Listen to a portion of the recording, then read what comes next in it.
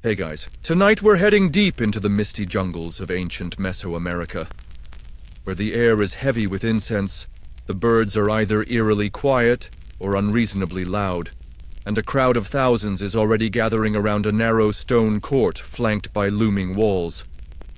You're wearing a loincloth, because of course you are, and there's a solid rubber ball nearby that weighs about as much as a microwave.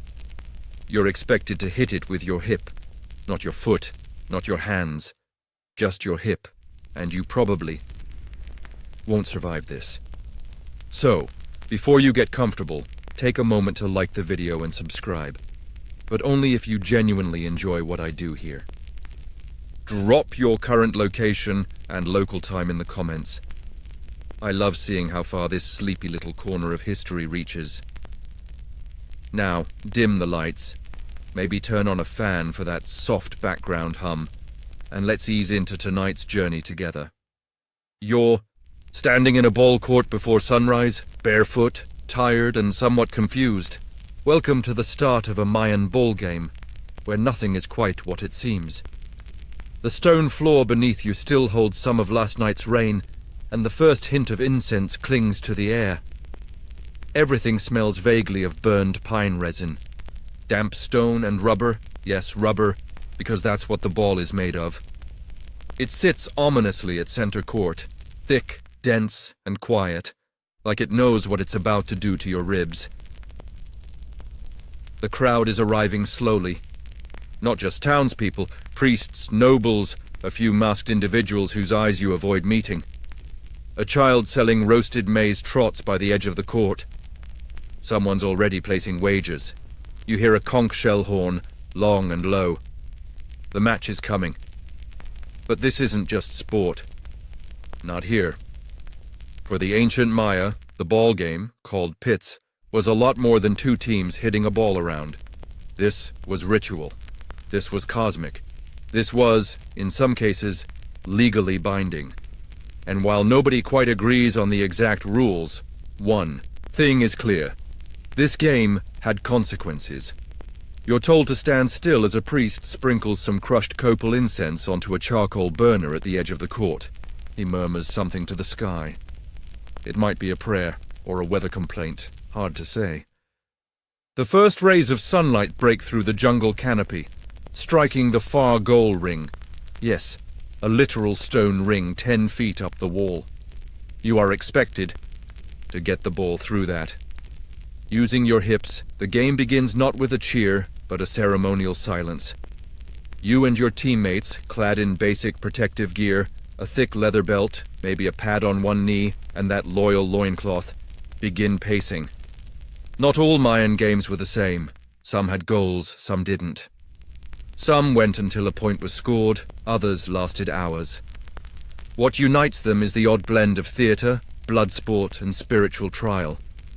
As the ball slams into your side for the first time, you realize something important. It hurts. The rubber ball could weigh anywhere between 3 to 9 pounds, and yes, some courts have literal skull carvings on the walls. Whether that's an encouragement or a warning, you're not sure. A teammate fumbles and the ball bounces high, clanging against the wall with a dull thunk.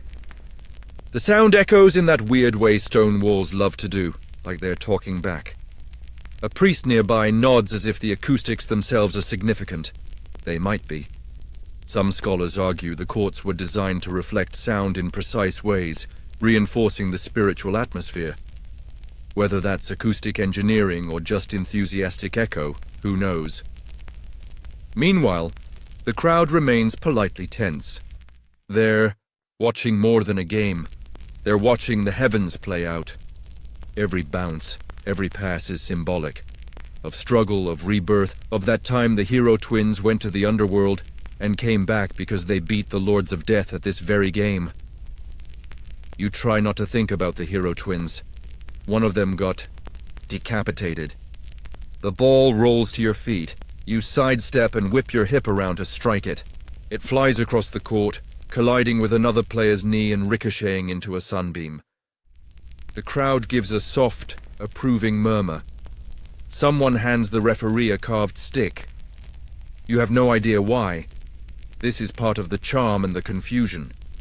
The rules shift, the meanings twist, and everyone seems in on the secret, except you.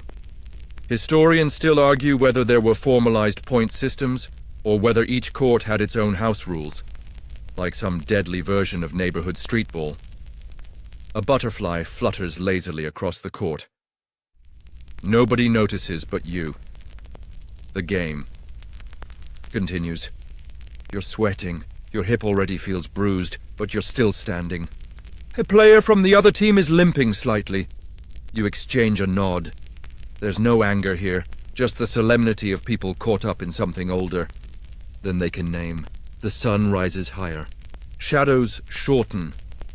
A priest draws a symbol in the dirt. Just one glyph. But it makes someone in the stands weep. Maybe it's personal. Maybe it's code. The game doesn't stop. It never stops. Not really.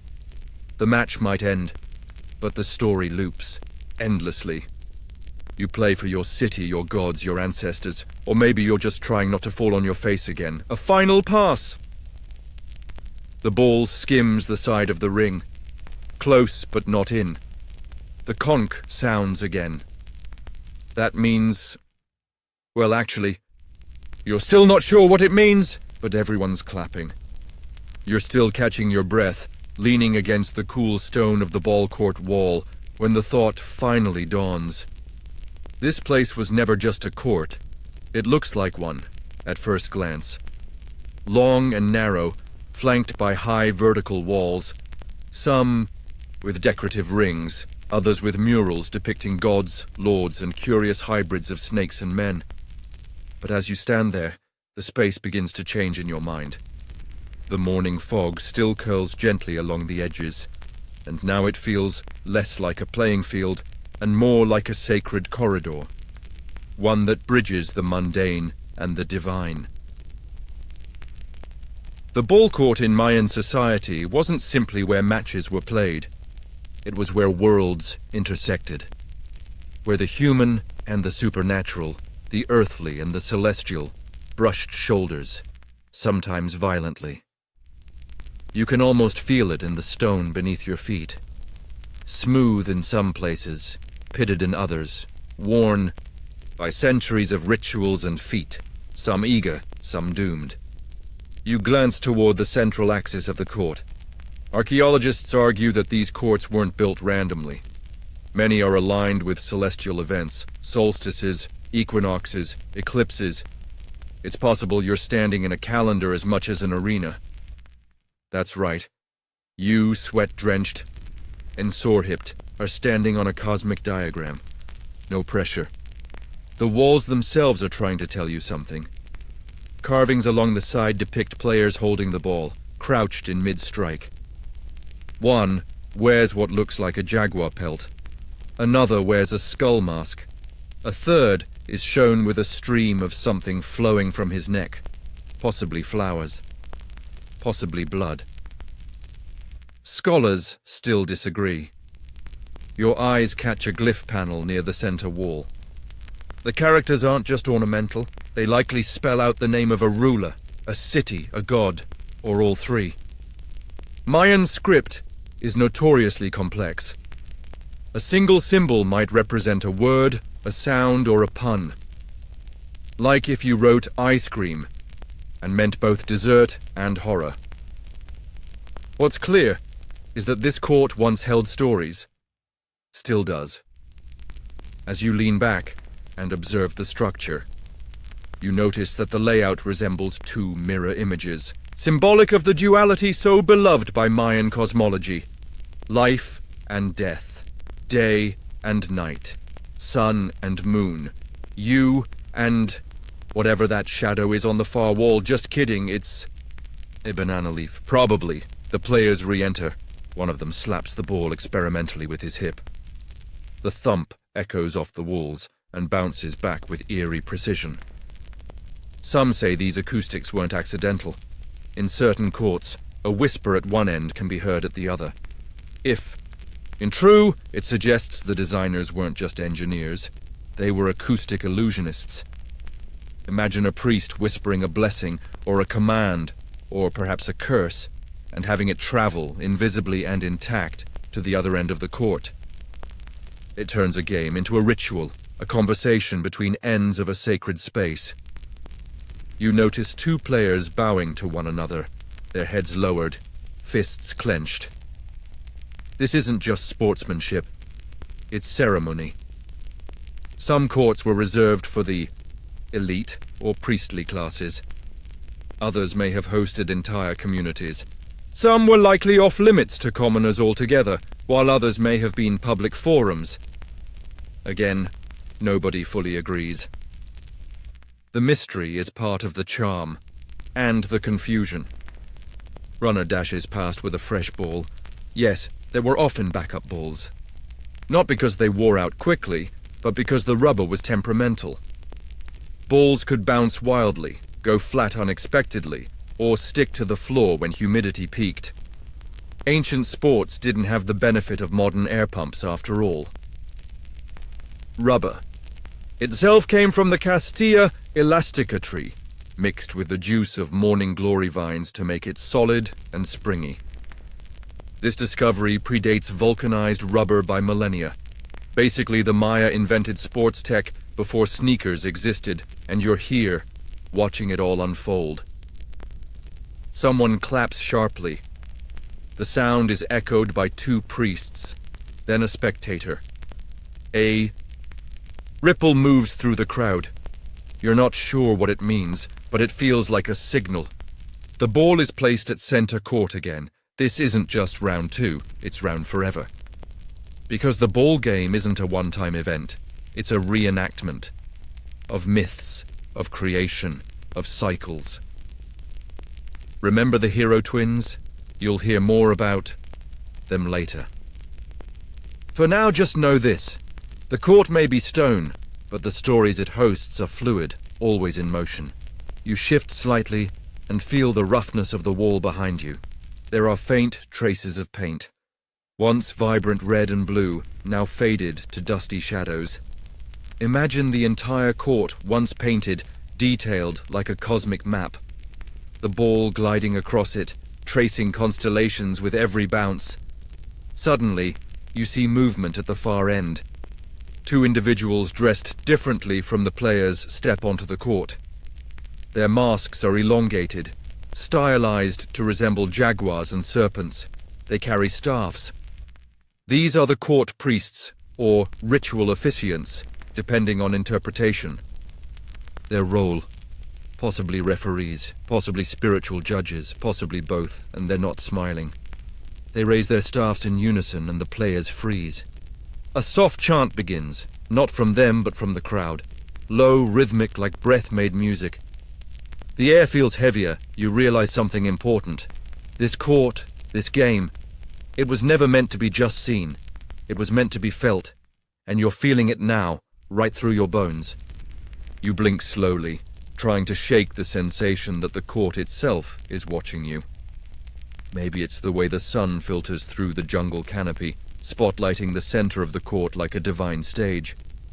Or maybe it's the fact that someone just dropped another ball, equally ominous, equally heavy, right in front of you.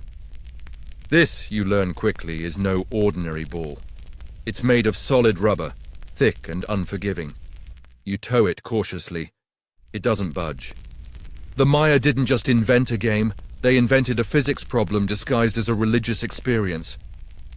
Historians estimate that these balls could weigh anywhere from 3 to 9 pounds.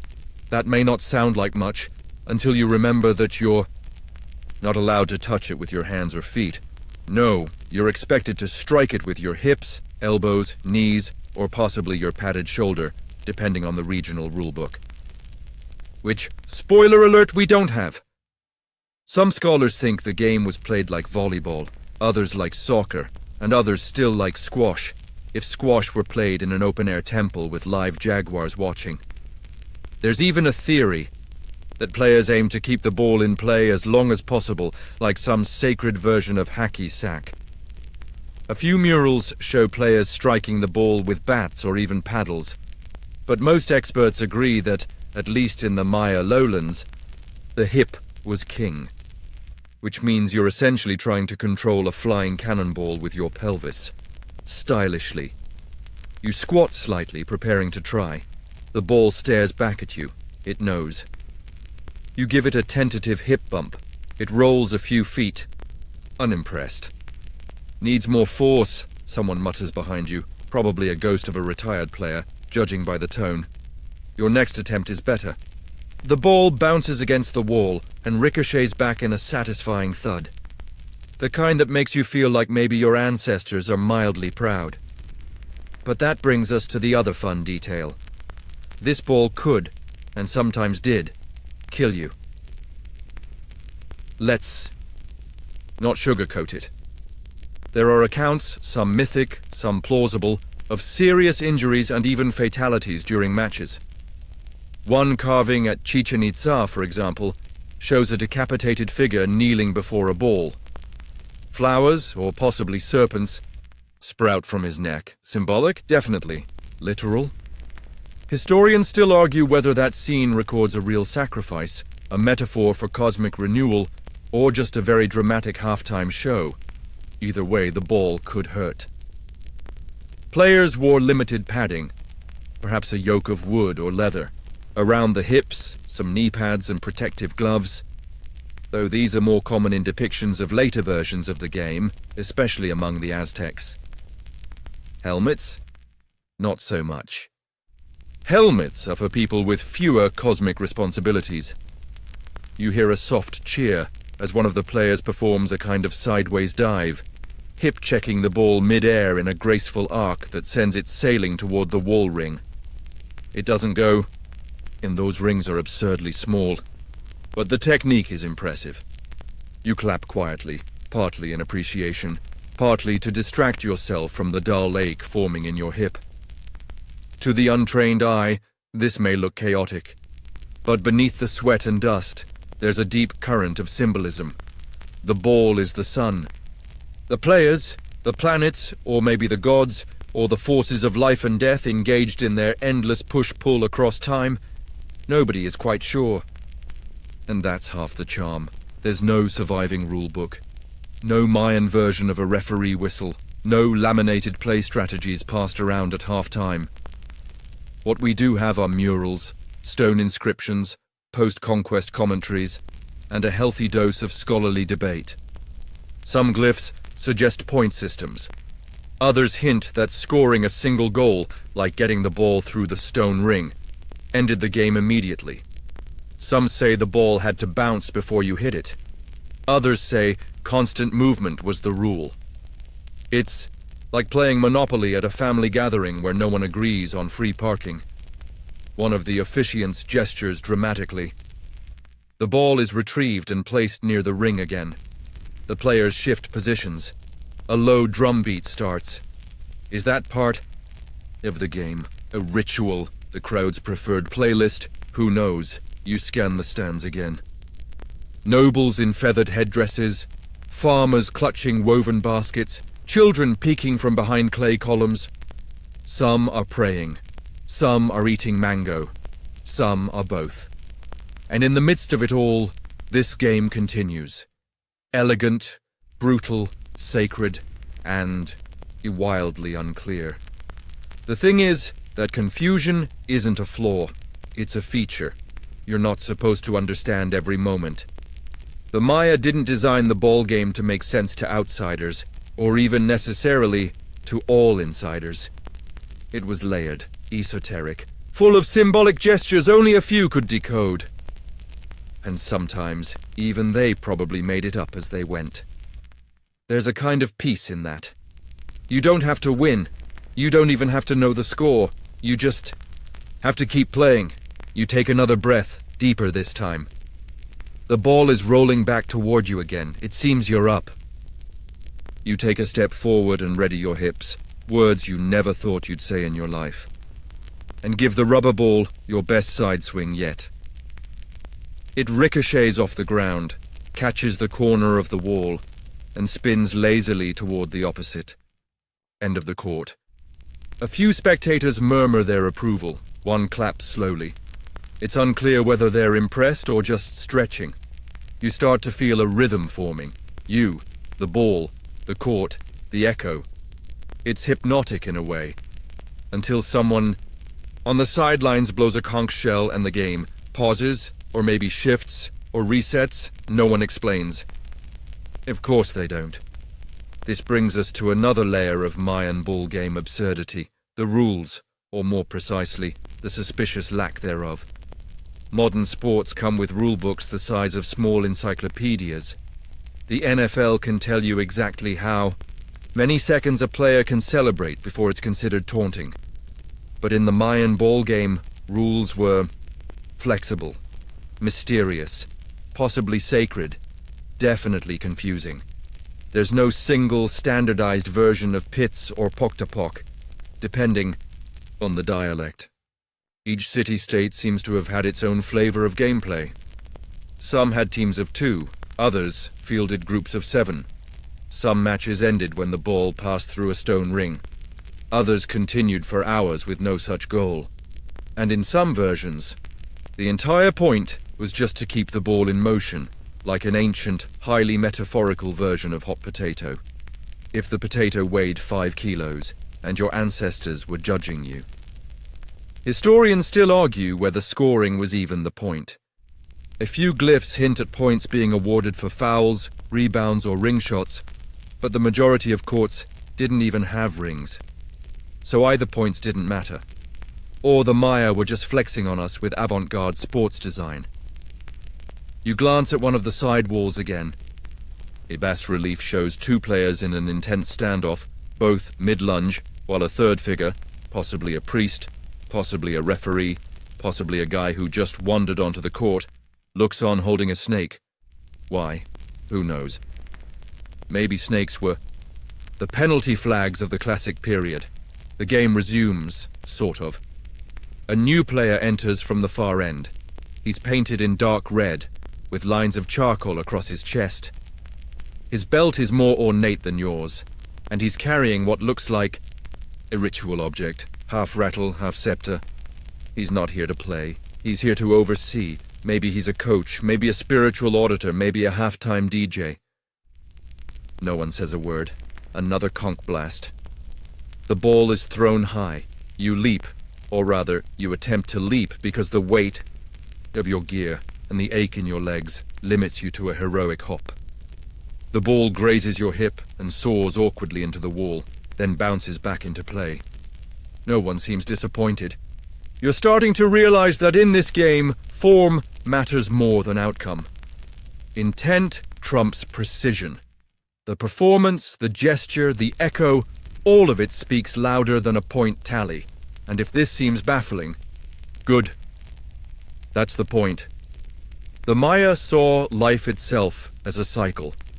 Day and night, planting and harvest, life and death, game and stillness. Their ball game mirrored this. It was never linear. It was circular. A bounce becomes a metaphor. A rebound is reincarnation. A failed shot is just the universe stalling before its next act. You step aside as the ball veers toward another player, who strikes it mid-turn with a motion so graceful it looks choreographed. Maybe it is. There's a theory that some matches were scripted. Not in a WWE way, but in a mythological, ceremonial fashion. Players reenacted divine struggles, celestial duels. It wasn't about winning. It was about remembering. You hear a voice, soft, old, melodic. A woman behind the stands is singing something, maybe a chant. It sounds like a lullaby, even as the ball smacks into a wall with enough force to knock loose a beetle. Around you, the players are settling into patterns, movements you recognize, steps and turns that feel older than you. This isn't a game you learn, it's a game you inherit. And speaking of inheritance, you look over to where a pair of children are mimicking the game on a patch of dirt. One has a gourd for a ball. The other wears a loop of twine as a hip guard. They cheer when the gourd flops onto its side. The adults mostly ignore them, but one priest glances over and nods, just once. Even confusion has continuity, you.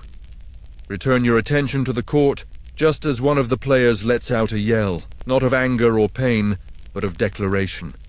He's made a move no one expected. The crowd gasps. The officiant with the snake raises it slightly, as if weighing the moment. Then, silence. Nobody moves. The ball lies at the center, motionless, like a sun waiting to rise. And just like that, the players walk off. The crowd rises, not in a hurry, not with disappointment, just as if the game had always intended to end exactly there. No final score, no trophy ceremony, no announcer's voice booming across the field. Just the quiet knowledge that something sacred, silly, and cosmically important just happened. And that maybe you understood none of it. And that's okay, because sometimes the mystery is the meaning. You sit down on the edge of the court, sweaty, confused, mildly bruised, and weirdly satisfied. The game has ended, or paused, or maybe it's just continuing somewhere you can't see. No one makes announcements. No horn blares a final note. The players just vanish, swallowed into the temple corridors or the jungle shade beyond. You'd ask what happened, but the people around you seem content, not knowing. And maybe that's because, in a Mayan ball game, knowing wasn't required. Take teams, for example. How many players were there just now? 5, 7, 12? The number fluctuated, and so did the idea of what even was a team. Some matches were played one-on-one. Others featured rotating lineups or substitutions mid-play. Some players were named in inscriptions. Others were anonymous, perhaps symbolic, perhaps ceremonial stand-ins for something greater than themselves. And goals. Well, let's just say the Mayan version of "you miss 100% of the shots you don't take" included the caveat, "But if you make it, the underworld gods might notice." Not all courts had those dramatic stone rings you saw earlier. In fact, most didn't. They seemed to appear in the later Classic period, and only in specific regions. When they were used, they were placed high on the side walls. Impossibly small, angled weirdly, and frankly designed like a trap for overachievers. You had to strike the ball through them with your hip. If that sounds hard, it's because it was. So hard, in fact, that many scholars believe it was only attempted on rare occasions. Or perhaps the ring was more symbolic than functional. Historians still argue whether a ball ever actually went through one. And if it did, the match may have ended instantly. Or maybe that earned bonus points, or a nice afterlife package, or possibly a prompt trip to the sacrificial altar. Hard to say. There's a famous scene from Chichen Itza where a carved panel appears to show a player decapitated after a ring-shot win. That's led to a widespread belief that winners were sacrificed. But let's pause here, because despite what every travel documentary breathlessly repeats, the truth might be more nuanced. Some scholars believe it wasn't the winner, but the losing captain who was sacrificed. Others argue the sacrifice wasn't literal. It was symbolic, theatrical, a ritual expression of cosmic debt being paid. And some suggest that sacrifice only happened in very specific religious matches, not everyday community games. In other words, sometimes a game was just a game. Other times it was an audition for your next spiritual gig. Let's also talk about the gear, or lack thereof. Modern athletes train in moisture-wicking fabrics with Gatorade in hand. You, meanwhile, are in a loincloth, a thick leather belt with decorative glyphs, and maybe, if you're lucky, a padded arm or thigh guard. There's little evidence of helmets, though a few players may have worn head wraps or headdresses during ceremonial matches. Footwear ranged from none at all to simple sandals. Imagine sprinting on slick stone with rubber balls flying at your ribs and no ankle support. Now imagine doing that while people bet livestock on your success. You pick at the belt still looped around your waist. It's surprisingly heavy, ornamental but useful. You remember the way seasoned players twisted their bodies mid-strike, letting the belt absorb the shock of the ball. Like a rubberized hip-slap shield. Primitive, but effective. And let's not forget the shoulder gear. Some elite players wore yokes, U-shaped pieces of wood, leather, or even stone, sometimes carved with intricate glyphs. While ceremonial yokes were too heavy for gameplay, lightweight leather ones could deflect a ball or deliver a more powerful strike. But again, this wasn't uniform. Different cities had different customs. Some players wore very little. Others, especially in Aztec variations, looked like they were dressed for a theatrical version of Mortal Kombat. That lack of standardization is part of what makes the game so fascinating and so difficult to recreate. Even today, when modern communities try to revive Pok-to-Pok, they often have to agree on a rule set from scratch. Do we use rings? Can we touch the ball with our elbows? What counts as a foul? Is it okay to talk trash about the gods mid-game? The answers vary, and the Maya probably liked it that way. You sip from a clay jug of water and glance at a trio of older women in the shade nearby. They're exchanging quiet comments and passing around a small bundle wrapped in palm leaves. Maybe snacks, maybe betting slips, maybe sacred charms. One of them catches your eye and smiles in that knowing, grandmotherly way.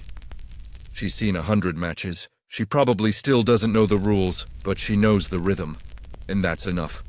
Because here's the thing. In a game where the structure is fluid, meaning comes not from strict regulations, but from participation, from movement, from being present on the court and letting the ball dictate what happens. Next, you close your eyes for a moment. The stone beneath you hums with leftover energy. Someone plays a wooden flute in the distance. The crowd is thinning out. The shadows are longer now. You didn't win. You didn't lose. But you played, and that in this world of cosmic rebounds and sacred fouls might be the only thing that matters. You rise slowly, brushing stone dust from your legs, and stretch your sore limbs. The match is over, sort of. But the ball still rests near the edge of the court, as if waiting for someone else to come along and continue what never truly ends. You're about to head off with the rest of the spectators when a priest waves you over. He speaks in a low, rhythmic tone, gesturing toward the sky, the earth, and then the center of the court. You nod solemnly, because frankly, that's all you can. He draws a circle in the dust and places a small obsidian disc inside it. Then he points to the sky again. This is your first hint that the ball game wasn't just about hips and heavy rubber. It was also cosmology in motion. Every bounce, every deflection, every time the ball curved toward the ring and missed, it echoed a larger system. You're not just reenacting myths here. You're helping keep the universe in balance, or so the priest implies, with a stare that suggests he's very serious about metaphysical tennis. The Maya viewed the cosmos as layered, divided, into realms of earth, sky, and underworld. These were populated by gods, spirits, and the occasionally enthusiastic howler monkey. Keeping balance between these realms wasn't optional. The ball game offered one way to maintain harmony through symbolic reenactment. That rubber ball, might represent the sun, or the moon, or Venus, or even the head of a slain god. Depends on who you ask, and which glyphs you're reading upside down. Scholars still debate which celestial body was the true inspiration. But most agree the ball moved through realms much like the sun, traveled from dawn to dusk.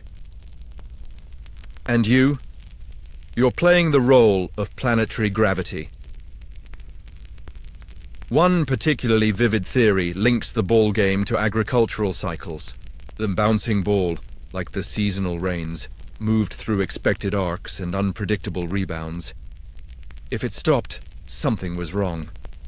So the goal wasn't just scoring, it was motion. Keeping the system fluid, like the flow of time itself. Another school of thought draws connections to eclipse mythology. The rare moment when the ball drops, or the court falls silent, might echo those cosmic pauses, eclipses, solstices, disruptions in the divine schedule. In these interpretations, your sweat wasn't just effort, it was offering. You step back onto the edge of the court and squint at the horizon. The setting sun aligns perfectly with the far wall's edge. It casts a beam across the stone, lighting. Up a carved glyph you hadn't noticed before, a curled serpent.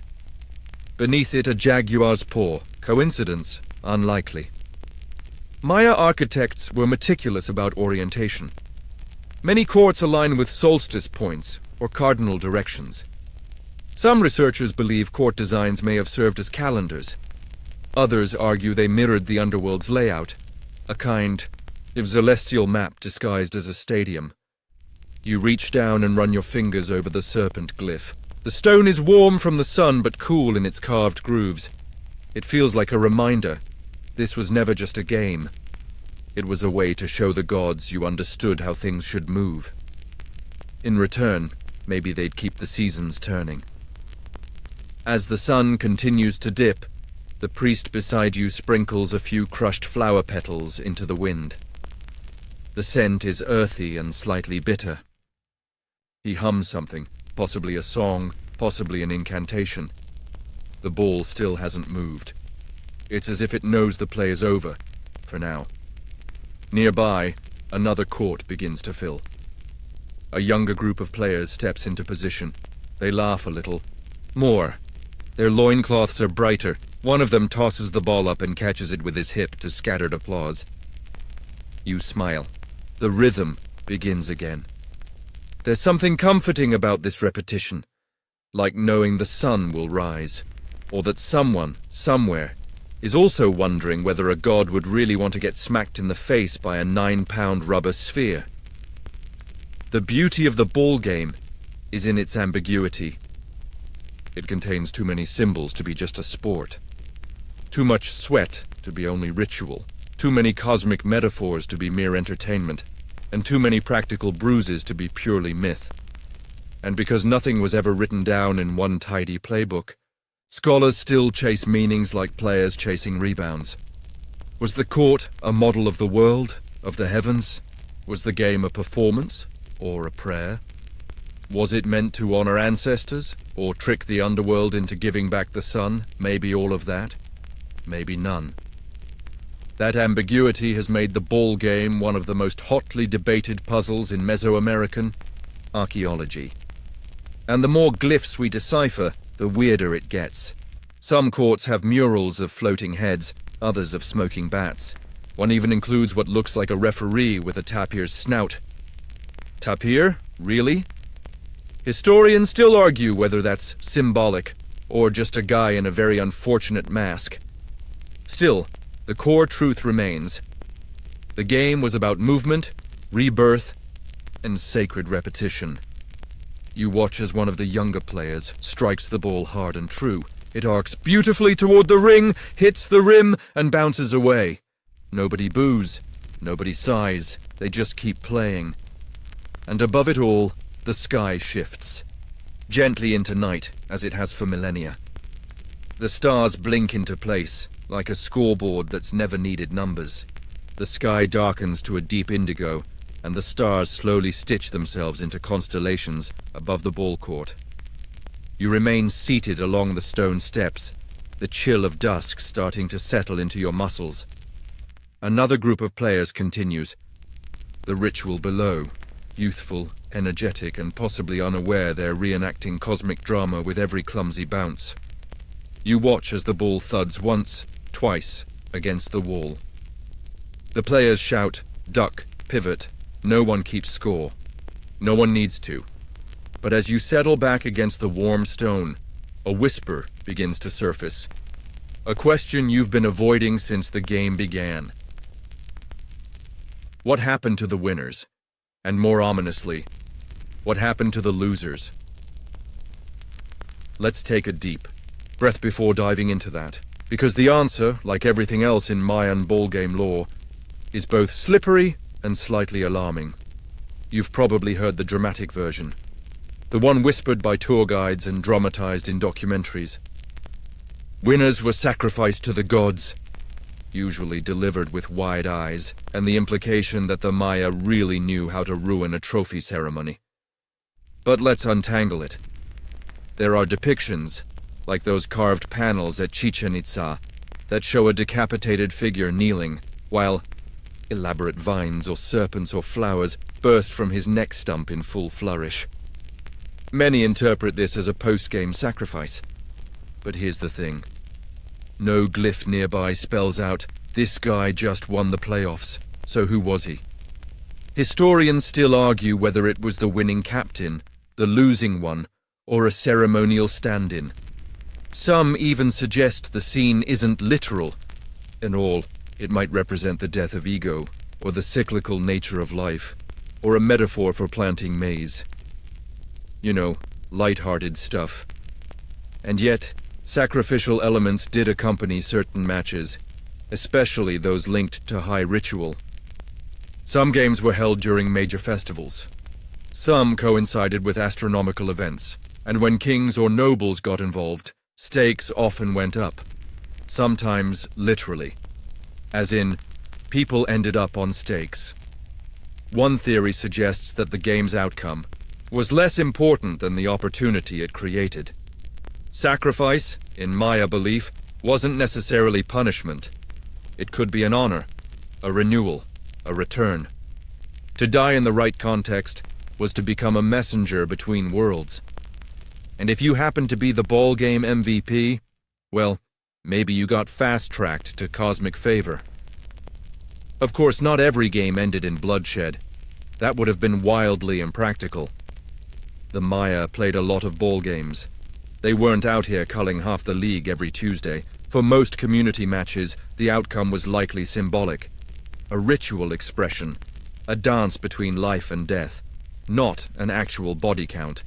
Still, you shift uneasily at the memory of that carved wall panel. The figure is calm, peaceful even. Not the look you'd expect from someone moments away from losing their head. You glance back at the modern players below. One of them trips, sprawls dramatically, and laughs before leaping back up. No flowers erupt from his neck. The gods remain silent. This is what makes Mayan sacrifice so tricky to explain. We try to apply modern logic to a worldview built on entirely different metaphysical foundations. We want clear-cut answers. Who died? Why? And was it fair? But for the Maya, sacrifice wasn't about fairness. It was about flow, a constant loop of giving and receiving, blood for rain, life for sunlight, motion for harmony. And the ball game? It was a perfect metaphor.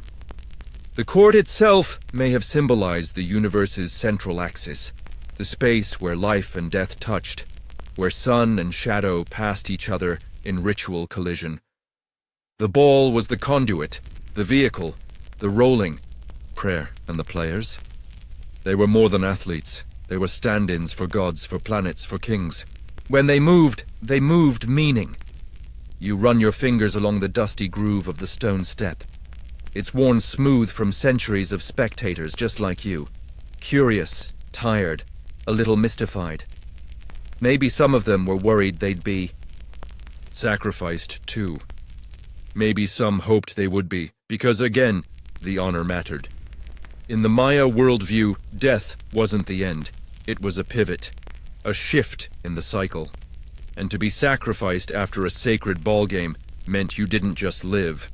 Well, you played your part in maintaining the balance of the cosmos.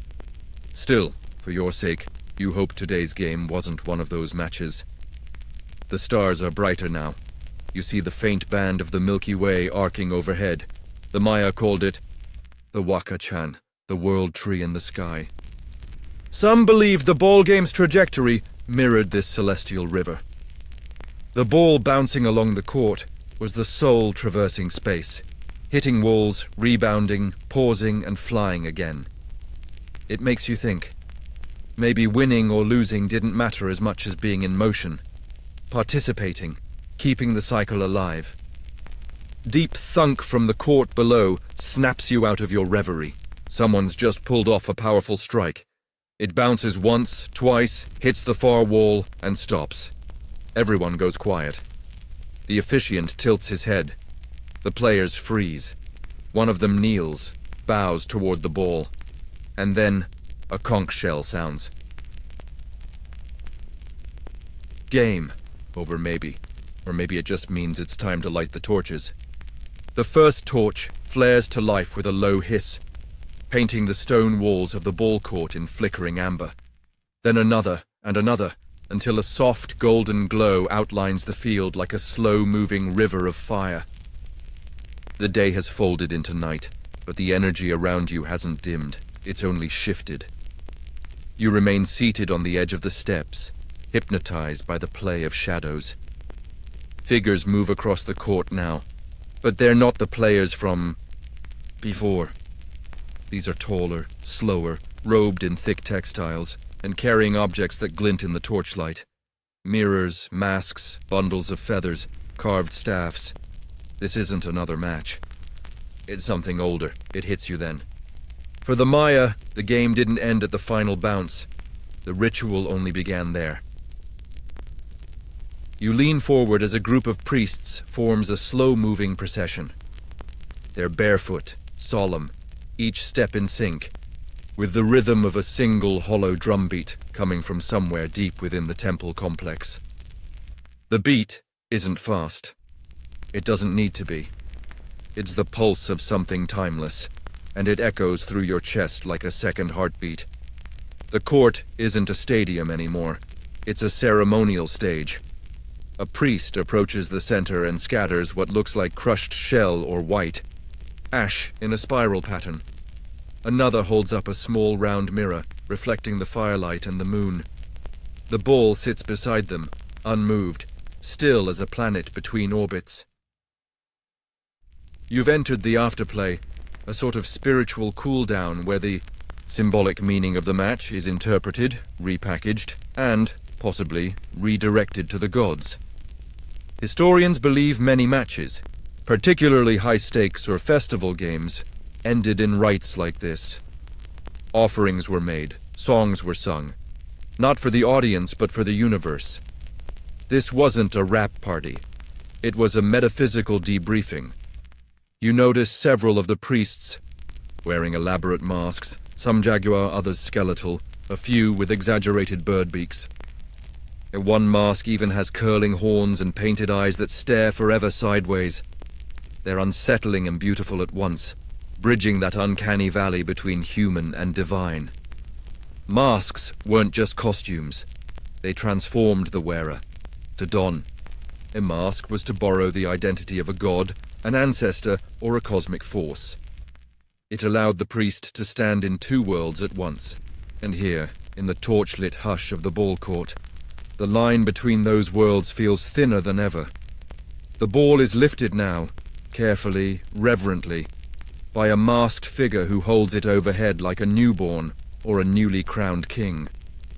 The crowd, still lingering along the steps and balconies, murmurs something soft and wordless. A chant, a blessing, maybe just breath catching in 100 throats at once. The ball is placed on a small platform and dusted with something, possibly maize, flour, possibly powdered jade. A single feather is pressed into its surface, and then the officiant steps back, raising his arms to the sky. This moment is less about drama, more about restoration. The game may have echoed cosmic struggle, but this part is about cosmic peace. The stillness that follows the storm. The moment, after the last note, when the air still hums with memory. There's a quiet theory among some scholars that ball games helped reset ritual tension within communities. Disputes, unrest, even bad omens were sometimes absorbed by the game, played out symbolically, then released in ceremonies like this. In a way, you're watching a spiritual pressure valve in action. You hear the word ka whispered several times by those nearby. It means holy or sacred essence in classic Maya. It's said that all things possess it: trees, stones, people, even rubber balls. And now, through this ritual, the essence is being acknowledged, soothed, perhaps even returned to the gods for safekeeping. A priest begins to circle the court, sprinkling water infused with herbs. You catch the scent of crushed lime leaves and something floral. Frangipani, perhaps. The smell is calming, sleepy, like the jungle's version of lavender, and that's when it hits you. Maybe this was the true end of the match, not the final goal or missed shot, but this soft, sacred winding down. A moment where movement gives way to meaning, where all the confusion, chaos, and bruises are wrapped in ritual and placed gently into the hands of the divine. The ball is taken away. The torches are doused one by one. Each puff of smoke rises into the cooling night like tiny spirit messengers. The masked figures bow and exit into the dark, swallowed by temple shadows and the ever-thickening hush. You're left with only the stars, the stone beneath you, and the sound of crickets taking over the commentary. And something about that feels just right. The ball game isn't designed to end with clarity. It's meant to fade. Like twilight into night, like questions into sleep, like footsteps into myth. You stand, stretch once more, and take a final look at the empty court. You played. You watched. You listened. And now the silence plays on without you. The court lies quiet now, wrapped in moonlight and memory. But your feet don't carry you far. You drift instead along a narrow stone path that skirts the edge of the complex, drawn toward a carved wall you noticed earlier. Part mural, part storybook, part divine gossip column. This wall doesn't show athletes mid-strike or priests mid-prayer. No, this one tells the tale behind the ball game, or rather below it. Because in Maya mythology, the real players, the ones who started it all, were not kings or priests, but a pair of brothers. Tricksters, heroes, twins, Hunahpu and ex-Balonque, the original underworld ballers. You find yourself leaning closer to the wall, squinting in the torchlight, as the glyphs and figures seem to ripple into life. If you're going to understand why Mayan ball games always end in confusion, you have to start with them, the hero twins. Here's the short version, which is still somehow extremely long. Long before your sore hips ever graced the court, the hero twins' father and uncle, also ball players, got a little too enthusiastic in their courtside celebrations. Their noisy games angered the lords of Xibalba, the Maya underworld. So, the gods did what any passive-aggressive divine beings might do. They invited the players down for a game. Spoiler, it was a trap. The brothers failed several deadly tests, lost miserably, and were eventually sacrificed. One of their heads, however, ended up in a calabash tree. A curious underworld maiden named Ixquick wandered by, and, well, there's no polite way to say this, a talking skull spat in her hand, thereby miraculously impregnating her with the hero twins. Yes. That is the actual origin story. The twins were born and raised above ground, far from the horrors of Xibalba. But, as heroic children of the sacrifice tend to do, they eventually decided to avenge their father and uncle. How? By doing what got them into trouble in the first place. Playing a really loud game of ball. Naturally, the lords of the underworld were annoyed. Again. So they summoned the twins down to Xibalba, same as before. But unlike their forebears, Hunahpu and ex-Balonque were clever, witty, and apparently had the cheat codes for every test. They passed the challenges. They survived the traps.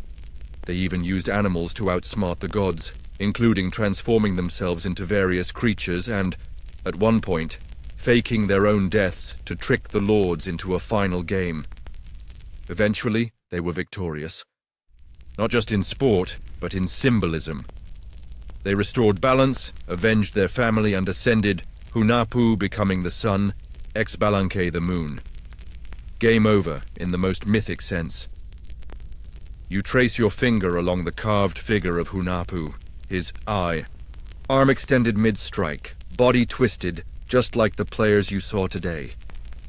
The ball in the image has decorative swirls, maybe wind, maybe stars, maybe just the carver having a good time. It's poetic, eerie, and kind of funny all at once. Just like the myth. And here's where it gets really confusing, in the best way. Were the hero twins actual gods? Spirits? Symbols? Were they ever meant to be understood literally, or were they metaphors for duality, for sacrifice, for the way humor and death often walk hand in hand? Historians still argue whether the Popol Vuh, the Quiche Maya text that records their story, is myth or moral tale.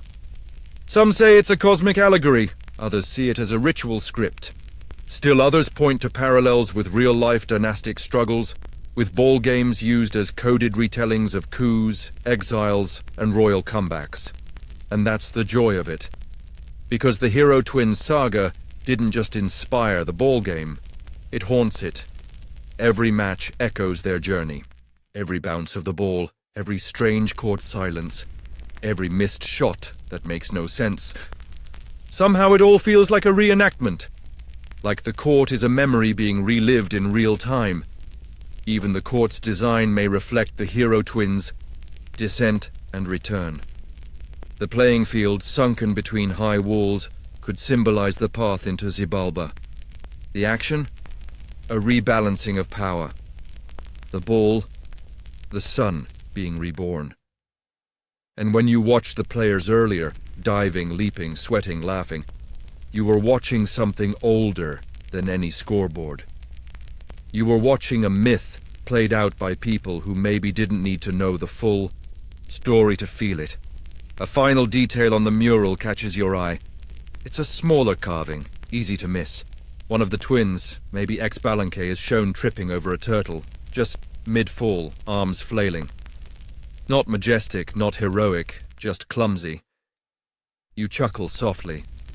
Apparently, even gods have off days. Maybe that's the final secret of the Mayan ball game. It was never meant to resolve neatly. The Hero Twins didn't just win, they failed first. They made jokes, they got dirty. They danced, tricked, and stumbled their way into legend. And so, every game that followed, from kings to commoners to confused visitors like you, had to include that uncertainty, that wobble, that humanness. Because perfection? That's not what the gods asked for. They wanted motion, story, echo, and sometimes a trip over a turtle. You step back from the mural, still smiling at the image of the tripping god. There's something comforting in that clumsy divine moment, like a whispered assurance that even cosmic heroes don't always stick the landing. The torchlight flickers, lower now, casting long shadows across the ball court stones. But your curiosity is still awake. You glance around and notice a stone bench tucked into an alcove, worn smooth by centuries of backsides and quiet speculation. You take a seat, and from this new angle, something catches your eye. A detail not in the court, but around it. Up along the walls, just below the ledges where nobles once perched to watch, are carvings, not of gods or warriors, but of spectators.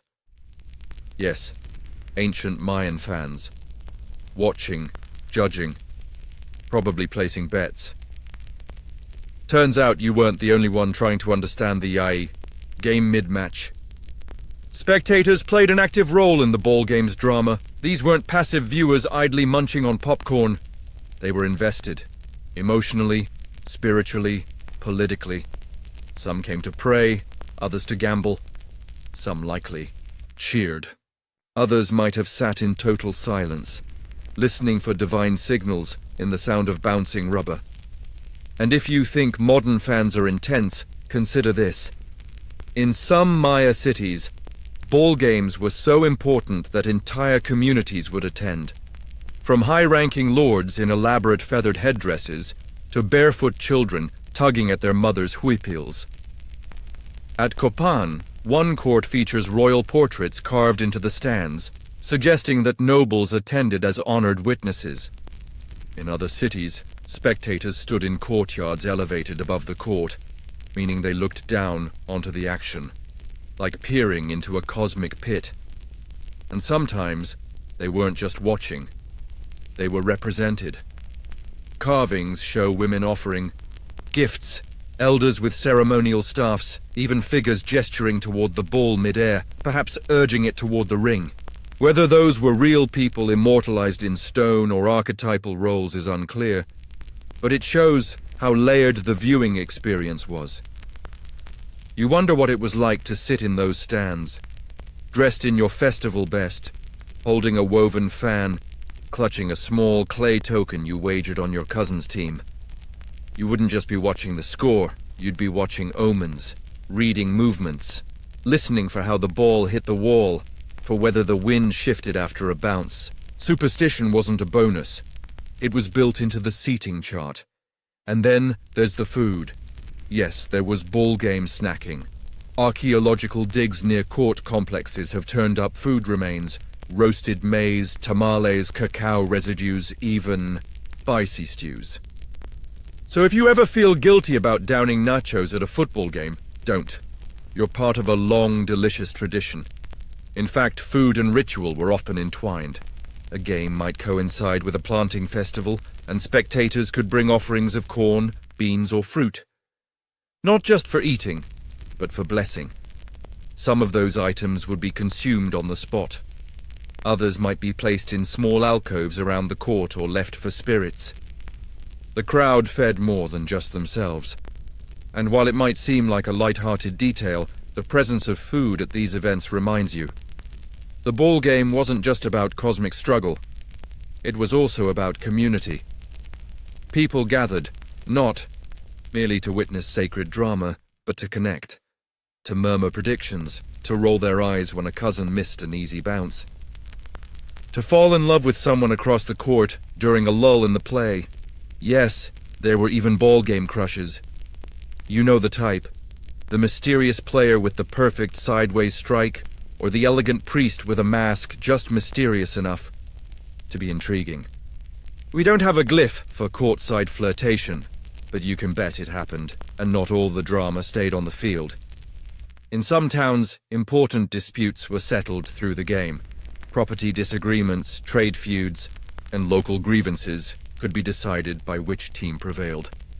Imagine skipping a courtroom and heading straight to a sweaty, symbolic match where your family's land inheritance hinged on your uncle's ability to hip-check a ball.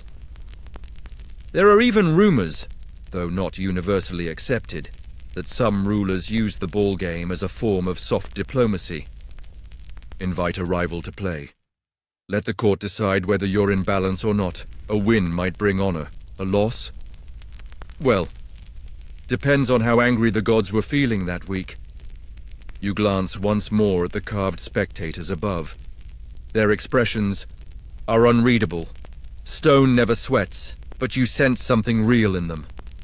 The crowd wasn't just scenery. It was part of the court's energy, part of the rhythm. Because much like today, a game without an audience feels different, quieter, more personal. But with spectators, it becomes story, a shared experience, a collective dream acted out under the stars. One of the torchbearers walks by and you realize the complex is emptying now. But as you stand, you notice something curious scratched into the stone near your bench. A figure, hastily carved, stands next to a large bowl. The glyphs are crude, probably graffiti, but beside the figure is a smaller carving. A person watching, hands clasped, with a simple caption that reads, roughly, "He missed. Again." You grin. Apparently even ancient spectators threw shade. It's comforting, really. All this myth and mystery, all this divine metaphor. And still, someone once rolled their eyes, carved a joke into a stone wall, and walked off into the jungle chuckling. History is sacred. But it's also full of side commentary, and if that isn't the spirit of the Mayan ballgame, what is? You wander slowly from the bench, the carved insult still fresh in your mind. He missed, again. It echoes like laughter across the centuries. And honestly, it might be your favorite historical artifact yet. But as you round the corner of the court's far wall, another detail pulls you in. It's a set of steps leading downward, partly crumbled, half swallowed by roots, but clearly designed with purpose. You descend carefully, torchlight dancing along damp stone, until you find yourself in what feels like a side chamber, not quite a temple. Not quite a storage room, more like a backstage. This was where players prepared, physically, spiritually, and often confusingly, for the game. It wasn't just warm-ups and stretches. For the ancient Maya, playing the ball game was a sacred undertaking, and the process began long before the first bounce. In here, beneath the court, history suggests players underwent rituals of purification, preparation, and transformation. Some may have fasted.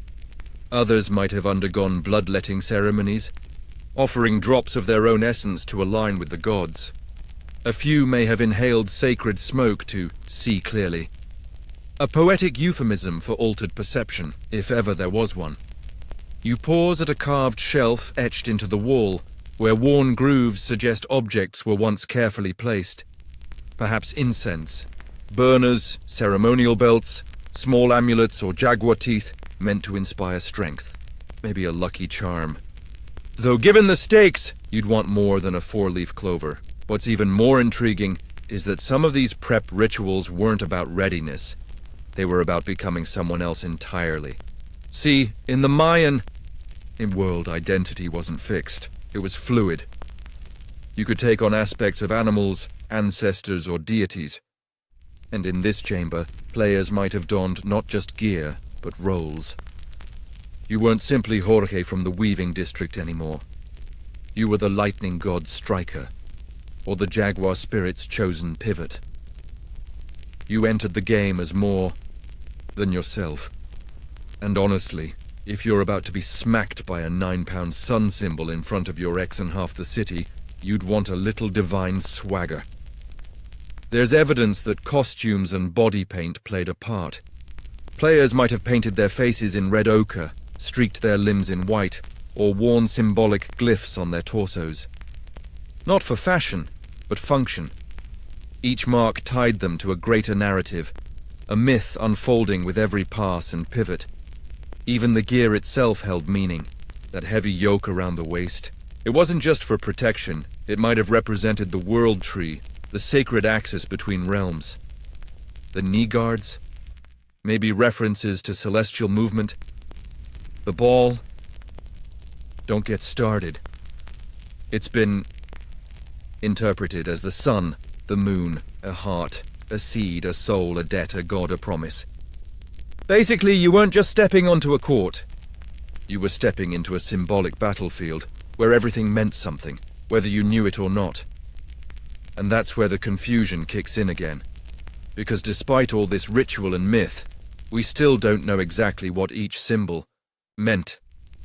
Glyphs offer hints. Murals provide color. But the full decoding, it's elusive, like trying to understand a joke when you've missed the setup in another language. From a culture that invented math and zero while you were still figuring out fire. You step deeper into the chamber and find a small alcove at the far end. It's quiet here. The air is thick with the scent of ancient dust and something faintly metallic.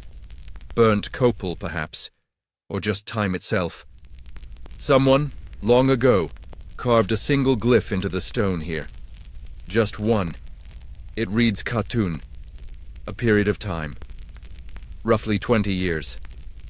Maybe it marked a dedication, or a champion's ritual, or the moment someone realized this game wasn't going to be over any time soon. You sit on the edge of the alcove's platform and picture the players, standing here, bare-chested, hearts thudding, eyes closed in silent prayer. Or maybe they were pacing, stretching, making last-minute bets under their breath. One player tying his belt a little tighter, another rubbing clay on his palms like a talisman, another staring at the ground, wondering if this time, finally, the ball would go through the ring. The moment before the match, holds a kind of sacred tension. It's not fear exactly, it's reverence, like stepping onto a stage or into a storm. And here's the wildest part. Some of these players may not have wanted to win. There's speculation, controversial but not impossible, that in high ritual, in games being chosen for sacrifice was seen as a gift. To win could mean death, and death could mean divinity. So maybe the best players weren't the ones avoiding fate. They were running toward it. Can you imagine playing your heart out while knowing that victory might mean the end of your story and the beginning of something else? You breathe in the cool air of the chamber. Suddenly, the confusion of the game feels less like chaos and more like a maze you weren't supposed to exit. Just navigate.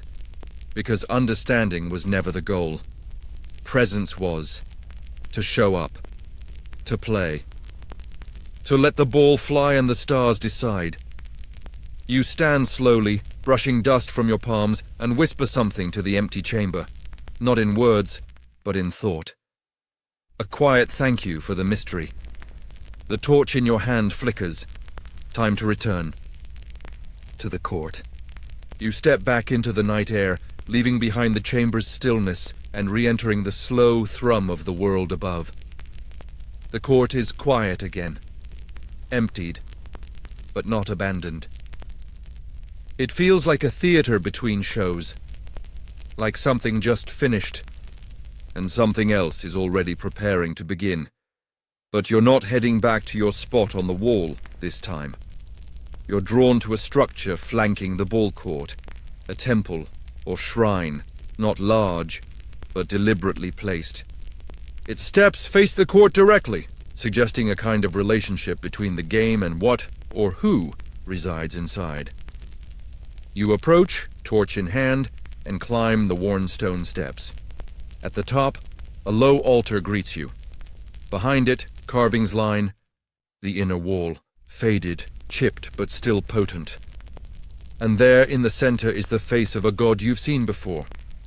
God El, one of the most enigmatic deities in the Mayan pantheon. He stares down with a wide-brimmed headdress, a crooked smile, and eyes that twinkle with trickster energy. You tilt your head. This is not the face of a stern sun god or a storm deity with a grudge. This is someone who looks like they'd start a rumor and a war just to see what happens. And wouldn't you know it, he's tied to the ball game too. The Maya pantheon is sprawling, and many gods are associated with the ball game, depending on region, period, and local myth. There are death gods who sponsor underworld matches, maze gods who reward skill with fertility, and celestial lords who literally are the ball. But God El, he's the wild card. Scholars debate whether he was a merchant god, an underworld ruler, a war strategist, or all three. Some see him as a powerful sponsor of the ball game, especially the more theatrical, politically charged versions. Others point out his flair for mischief, suggesting that when the rules of the game feel purposely vague or impossibly unfair, that's his doing. You look into his smile again. Suddenly, the confusion starts to feel intentional. Maybe you were never supposed to fully understand who was winning, who was playing, or even why. Maybe that ambiguity is part of the spell. A. Test of your ability to stay in motion even when meaning slips away. That's the kind of thing a trickster god would absolutely enjoy. The room smells faintly of incense and damp stone. On the altar sits a cracked vessel, probably used for offerings. You imagine someone placing cacao beans into it before a match, or maize. Or even a small carving of a ball player's yoke, a symbolic offering to win favor, to dodge fate, or to play a little better than last time. You run your hand along the altar's edge and notice another carving. Half-worn, a player, mid-stride, arms out as if catching the ball, but with no ball visible. Just empty space between his hands. It's not an accident. It's an invitation. You fill the gap. You step back outside and look once more at the ball court, glowing faintly under the moon. You're struck by a sudden realization, no matter how much you learn about this game, its gods, its rituals, its layout, there's always going to be something missing. A player unrecorded, a rule lost. A prayer whispered and never written down, and that's exactly why it stays alive. Unlike modern sports, locked into rulebooks and replay footage, the Mayan ball game thrives on what it doesn't explain. It demands imagination, participation. It needs you to ask, wait, what just happened? And keep watching anyway. You descend the temple steps and wander to the far edge of the court. A few torches still burn, low and steady, casting light onto one of the stone rings high up on the wall. You squint. There's something caught in the ring. A feather. Bright, red-orange, gently curled at the tip. It must have gotten lodged there. Earlier, maybe from a player's headdress. Or maybe not. Maybe someone placed it there deliberately, a marker, a reminder, a dare to the gods. Or maybe the wind just caught it mid-flight and nestled it there like an offering. No one will ever know, and that's the point. You sit at the base of the wall, looking up at that stubborn little feather and wondering how many other mysteries cling quietly to this court, half visible but never explained. You think back to all the interpretations.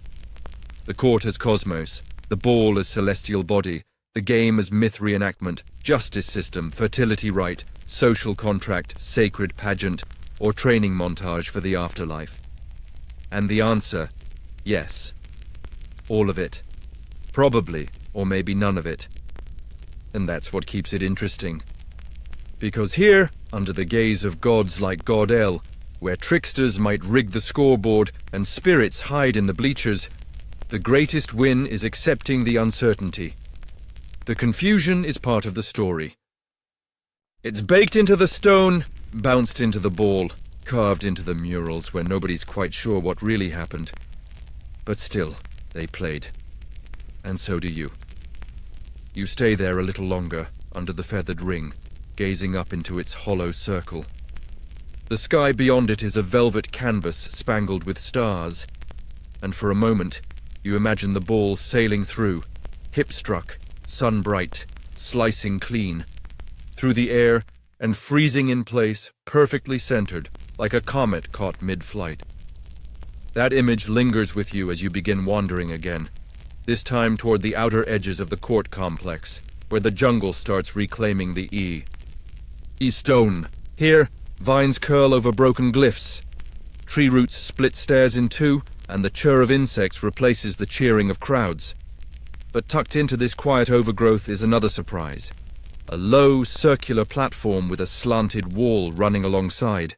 And you wouldn't think much of it, until you realize it's a training court. Yes. Even ancient sports had practice fields, smaller, less ornate, and often tucked behind temples or plazas. These courts served as preparation spaces for players before they took on the real thing. Think of them as the humble high school gyms before you step into the Olympic arena. You walk the perimeter slowly, the scale more intimate than the main court. The walls are lower, the slope gentler, but the wear on the floor stones says one thing. A lot of bodies have tumbled here.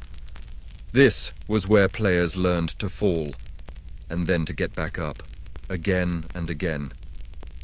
It's easy to forget that behind every sacred ritual, every cosmic metaphor, was the daily reality of practice. Ball players had to build strength, precision, stamina. You don't just wake up and deflect a fire-hardened rubber sphere with your hip without a little warm-up.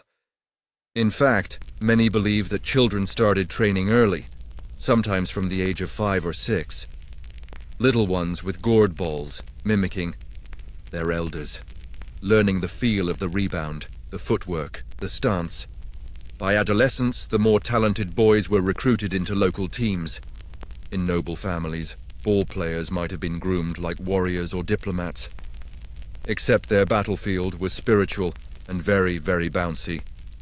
You picture a boy here, no older than 10, trying to strike a ball half his size. He misses. He falls. His friend laughs. They try again. A priest watches from the shade, arms crossed, already wondering if this one will be good enough to join the ceremony in 5-10 years. Maybe he will. Maybe he'll be remembered. Maybe he'll be carved into a mural, stylized and heroic, leaping mid-air forever. Or maybe his story ends here in sweat and dirt and youth. Still sacred. Still enough. You sit on the slope for a moment, your back against the cool stone, listening to the nighttime symphony of crickets, frogs, and that one bird who sounds like it swallowed a whistle.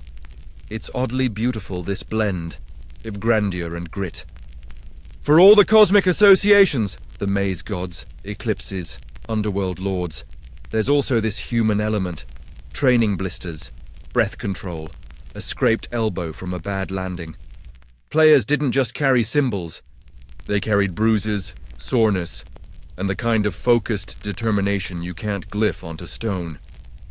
And speaking of glyphs, there's one here, etched low on the slope, half covered by moss. You lean down and wipe it gently. It's not a name, but a phrase, roughly translated, "He struck with the left hip, and the gods laughed." Not every moment is about glory. Sometimes it's about getting the ball to bounce right for once, and hoping the gods are in a good mood.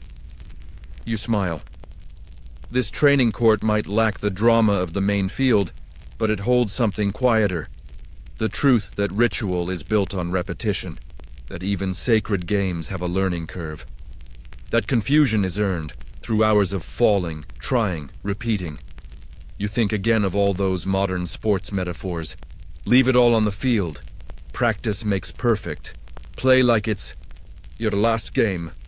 And while those sayings are embroidered on baseball caps today, their spirit is alive here too, just older, dustier, and surrounded by a few more fireflies. You rise slowly, dusting yourself off, and glance one last time at the training slope. Feather rests on one of the stones. Not red this time, pale yellow, frayed at the edge. Probably a bird passing by, or maybe a sign. Either way, it's yours now. You tuck the feather into your belt, just in case it's lucky, or divine, or both, and begin the slow walk back toward the heart of the complex. The stone paths gleam faintly in the moonlight now, and every footstep echoes just enough to remind you you're still part of something unfolding, still inside the story, but as you approach the main plaza again, you notice something new.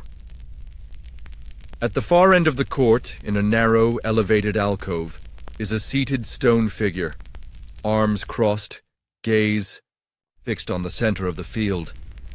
You didn't see it earlier, hidden in shadow, or perhaps simply overlooked in the noise. Now, in the hush of night, it reveals itself.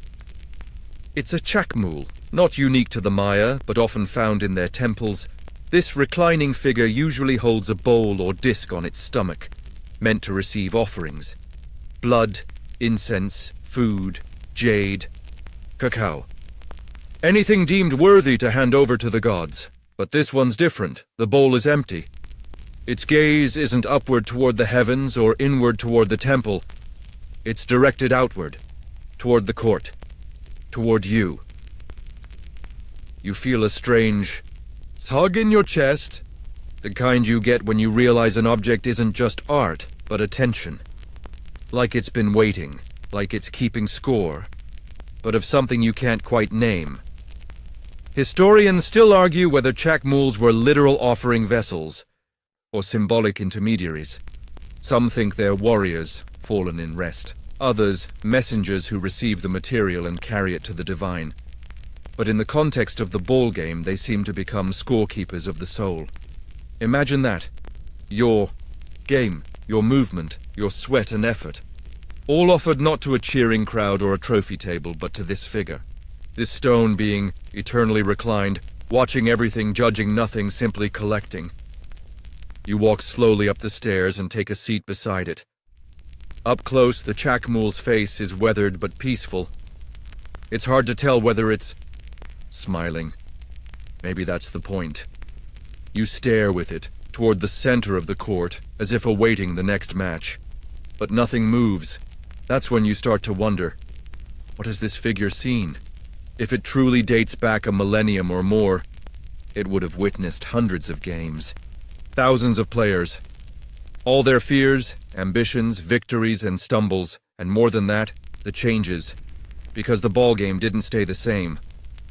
Like all rituals, it evolved, shifted, reacted to new gods, new politics, new interpretations. A game in Copan might differ wildly from one in Tikal, or Uxmal, or Tonina. Some added more players, others changed court layouts. Still others introduced elaborate opening ceremonies, complete with fire dances and mythological retellings, and through it all, the confusion only deepened.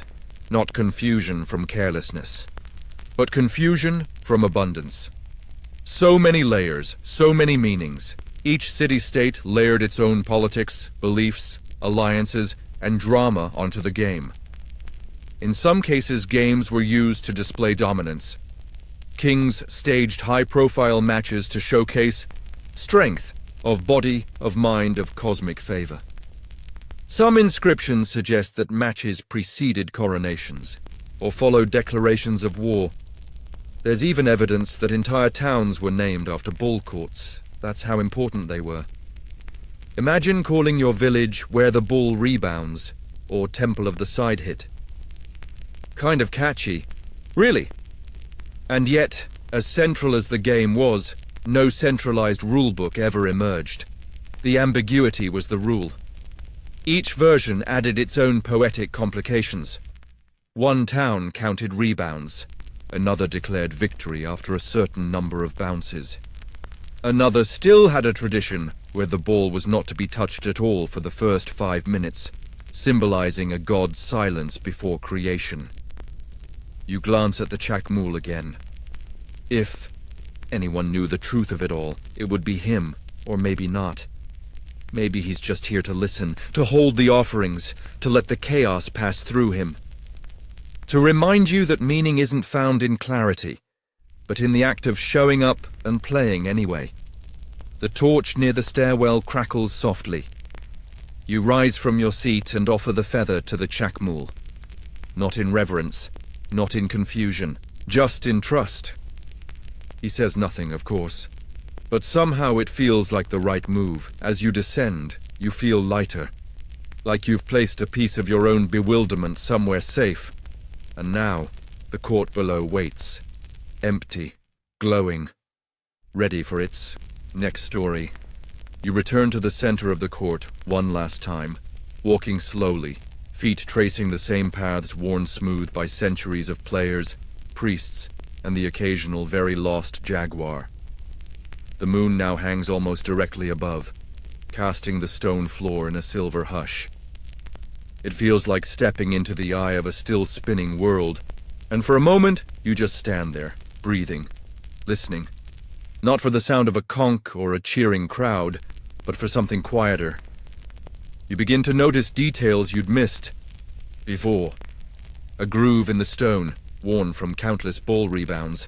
A smudge of red pigment on a corner wall, faded to near invisibility.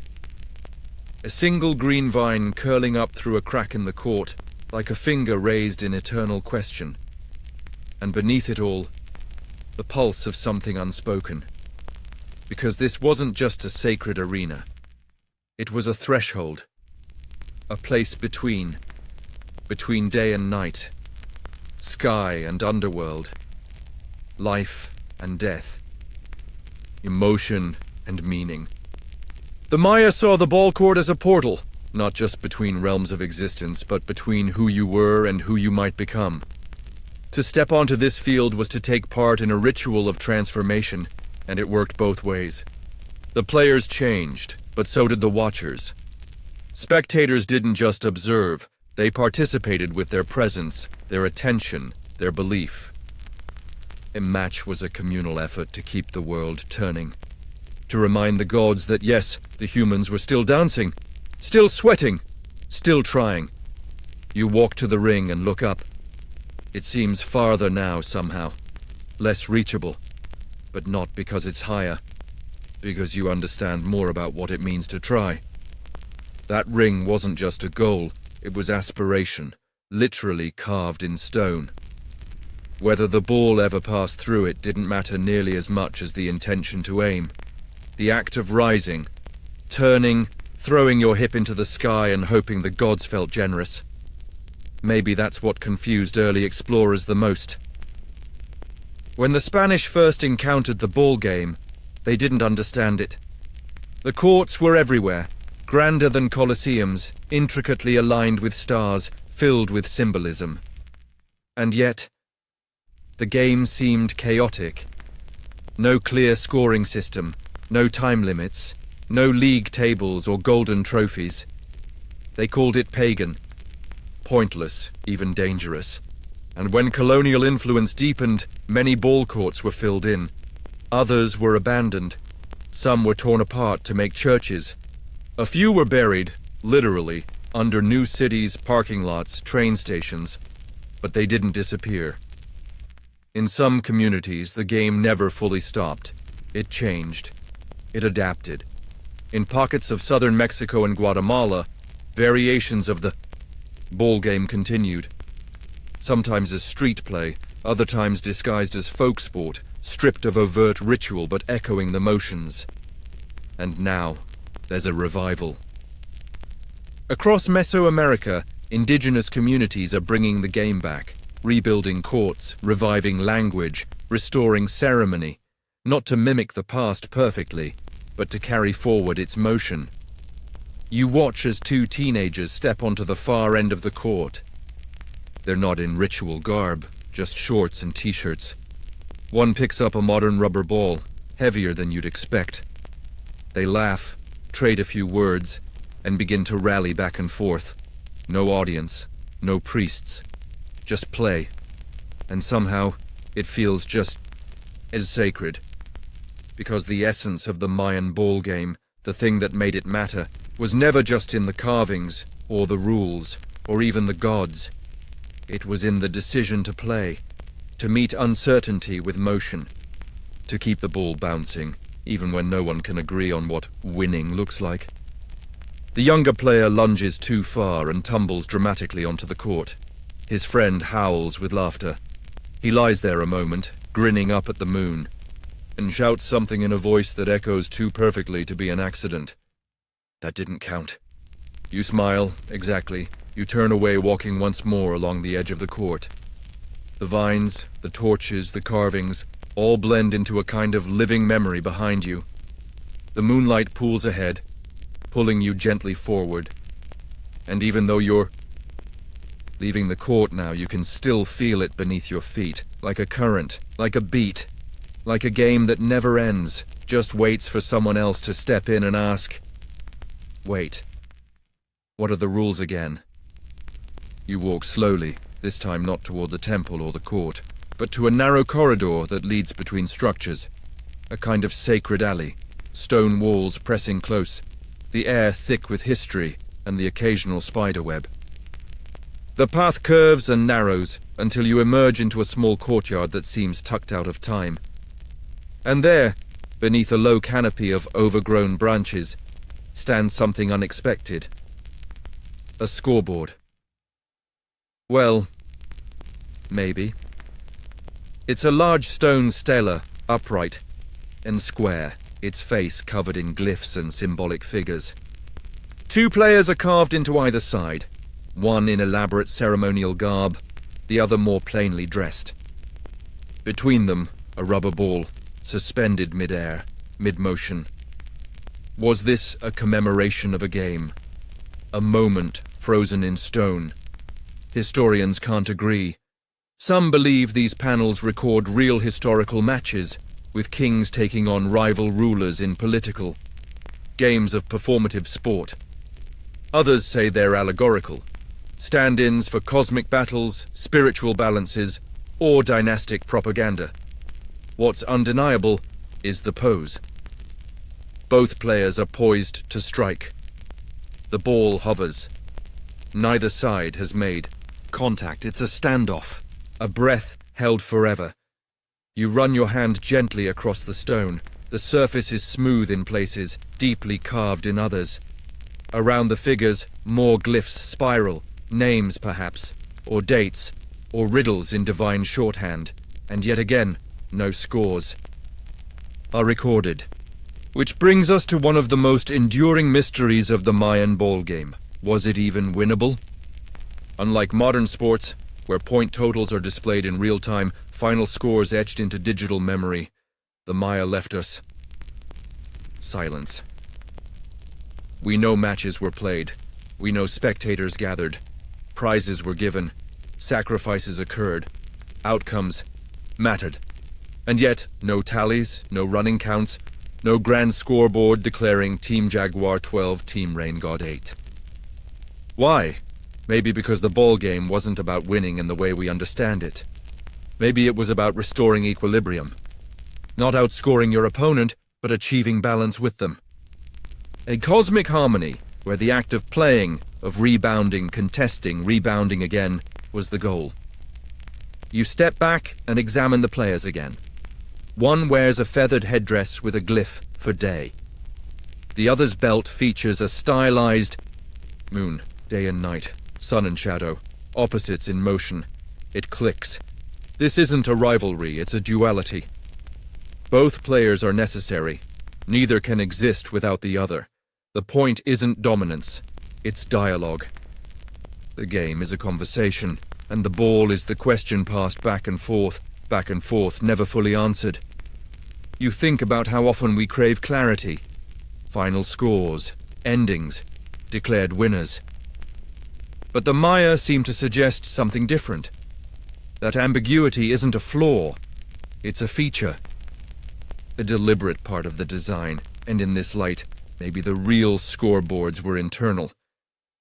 Each player walked away from the court with a sense of where they stood, not in points, but in presence. Did they move well? Honor the myth? Channel the right energy. Survive the metaphysical volleys. Some courts may have had private rituals afterward, where priests read the outcome like a horoscope, interpreting dreams, celestial alignments, omens in the dust. A player might win physically, but lose spiritually, or vice versa. And then, of course, there's always the wild card. The gods could change the rules mid-match. That's right. Some inscriptions suggest that divine intervention wasn't just possible, it was expected. A sudden wind gust, a strange bird call, an echo in the wall that sounded different than usual.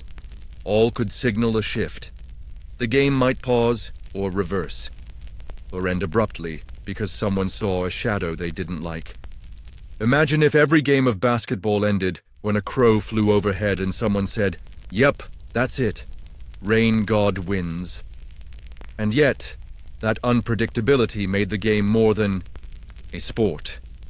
It made it a spiritual weather report, a reading of the atmosphere, of how the world was feeling today. You sit at the base of the stela and stare up. The moonlight now catches only one side of the players.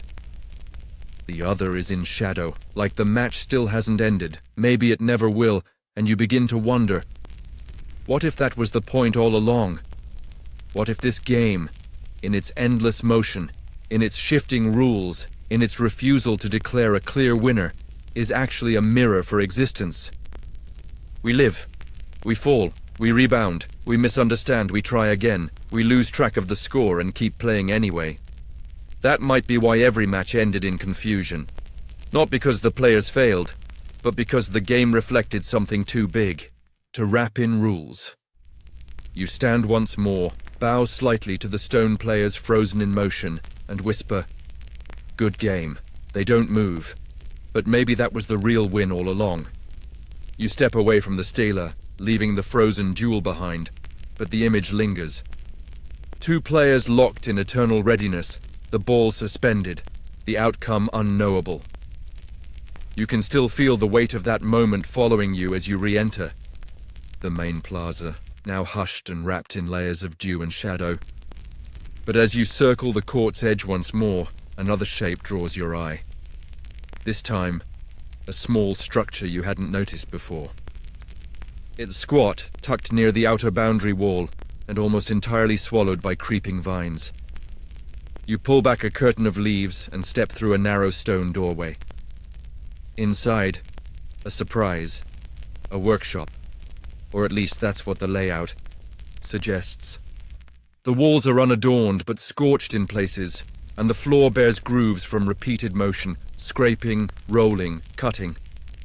Scattered around the room are stone molds, remnants of calabash gourds, broken wooden forms, and at the center, barely visible in the half-light, a lump of dried, cracked rubber.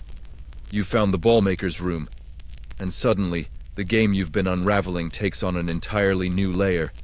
Because before there's a match, before there's sweat or myth or sacrifice, there's craft, a person, a process, a ball that had to be made by hand again and again. The Maya didn't have rubber factories. They had knowledge. Deep, botanical, chemical knowledge. Rubber, or more accurately elastic latex, came from the Castilla elastica tree. The sap, when tapped, flowed thick and white, but wasn't yet useful.